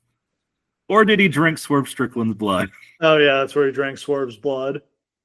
Still the hottest thing anyone's ever done in wrestling. Number 10. Who ended the year as the AEW World Champion? 2023? Yep. Samoa Joe. Samoa Joe, that is correct. Steve, you got 8 out of 10. It looks Not like bad. Cultaholic has stumped Steve. Okay. Some of those were unfair. They were, definitely. I got a 50% when I did it before. Okay. It's been a long show. Do we have anything left? I don't think so. We already know what we're doing next week. We don't even have to debate it. Yes, because we keep doing shows that come just before the fall. Next week, the incredible, infamous WCW Bash at the Beach 1998. Appropriately, the last dance for WCW. Yeah, we kind of realized that after our invasion season, we had just kind of kept doing shows about the fall of various promotions and their last great show. So we're really leaning into that, and we're just going to do a summer of the fall. Bash at the Beach 98. Rodman and Hogan against DDP and Malone. One of WCW's greatest triumphs. And appropriately, we'll be talking about Goldberg's greatest triumph, the same weekend as his last match. Yes, this is already this is Goldberg's greatest triumph, and yet the wheels are already off. He has been champion for about a month, and things are already... Oh, no, he's been champion 6 days at this point. He won the title on Nitro and the pay-per-views on Sunday. And somehow things are already wrong. They just had... Well, they didn't have any... They weren't planning to put the belt on him, so they were not ready for him to win it. Although, they have so many cool people on that roster that I think they could have just made it work. But all right, what else is on the show? We got Booker T versus Bret Hart. Yeah, hell in yeah. a dream match. Mysterio versus Jericho. Yep. Eddie Guerrero versus Chavo in a hair versus hair match. Yep. DDP versus Kurt Hennig, or Goldberg versus Kurt Hennig. Raven versus Saturn in a Ravens Rules match. The Giant versus Kevin Green. And Hoovy versus Kidman. Yes. Hell yeah. Yeah, this is one of my favorite WCW shows. And Conan fights Disco Inferno in a match that A, is I guess relevant to the 5 people who listen to their podcast, and B, is really only relevant because the Wolf Pack is here, baby. That match actually fucking rules. Yeah. So yeah, we'll have all that and more next time on the Lawcast. Thanks for listening. We'll see you again next time.